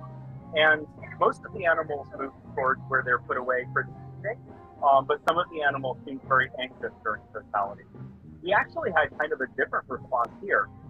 While most of the animals did go towards their evening shift, the animals remained relatively calm. Some of them seemed a little bit confused, like did somebody forget to put us inside? But in general, like everybody was really well adjusted. Nobody was doing sort of bonkers behavior. The most amazing behavior was some of the animals that really didn't move very much at all during totality. They definitely looked around for their shifts and thinking like, I really need to go inside now. So were there animals that were the same in your 2017 study and this one, or were they all kind of different? Can you tell us a little bit about, what was the same and what was different with your experiment this time? We watched a lot of the same species. For instance, we watched a great group of gorillas in 2017, and we watched a fantastic group here at the Fort Worth Zoo. And they had a relatively similar experience. In 2017, they all moved towards the shift door, as they did here in Fort Worth. But also in 2017, one of the animals got a little bit worked up.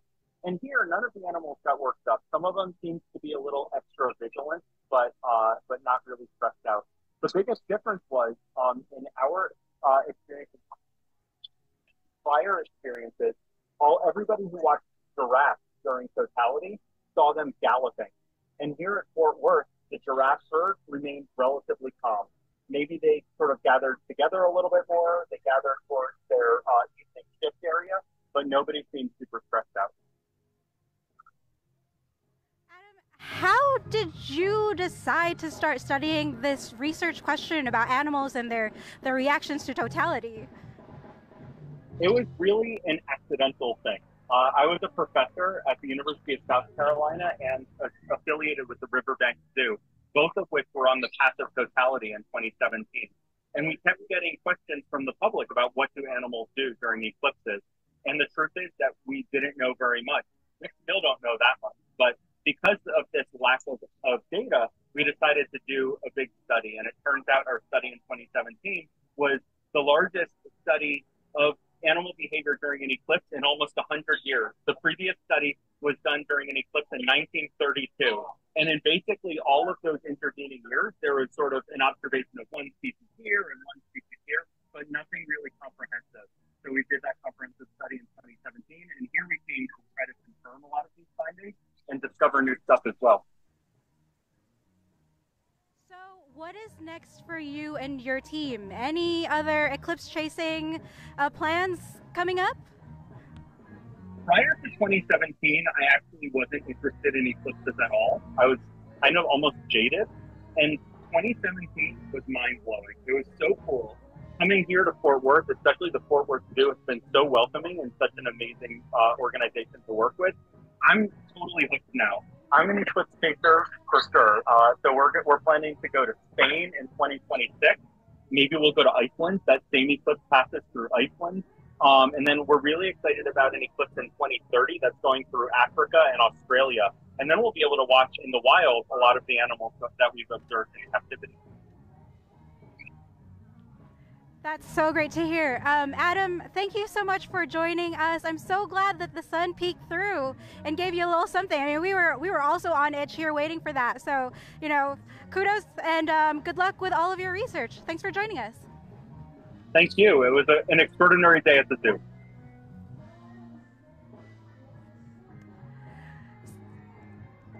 So we are going to take one more look across North America to see what's going on. People's reactions. Are they still waiting to see the eclipse? Has the weather changed? There's so many questions. But no matter what, we are all just nonstop excitement about today's total solar eclipse.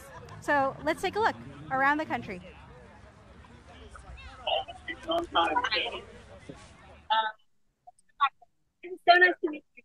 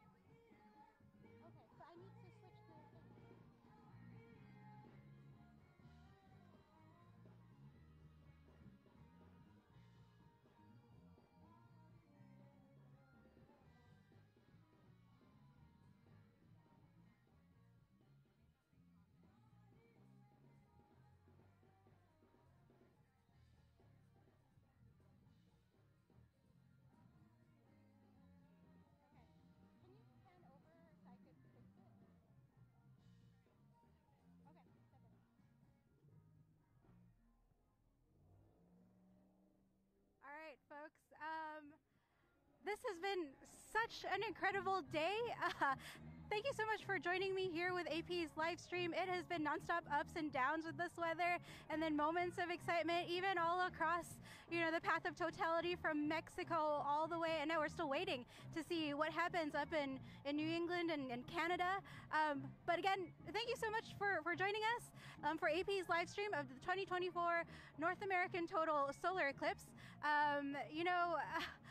We have so many more stories that are coming for you, so please make sure to visit apnews.com and apnews.com/science to get the latest updates on all things for us. I am Kyle Marion, and it's been my honor to bring you the total solar eclipse today. And thank you again one more time to our AP VJs, video journalists, our reporters, and our photographers all across North America, bringing you all the stories of the total solar eclipse. So have a fantastic day, everybody.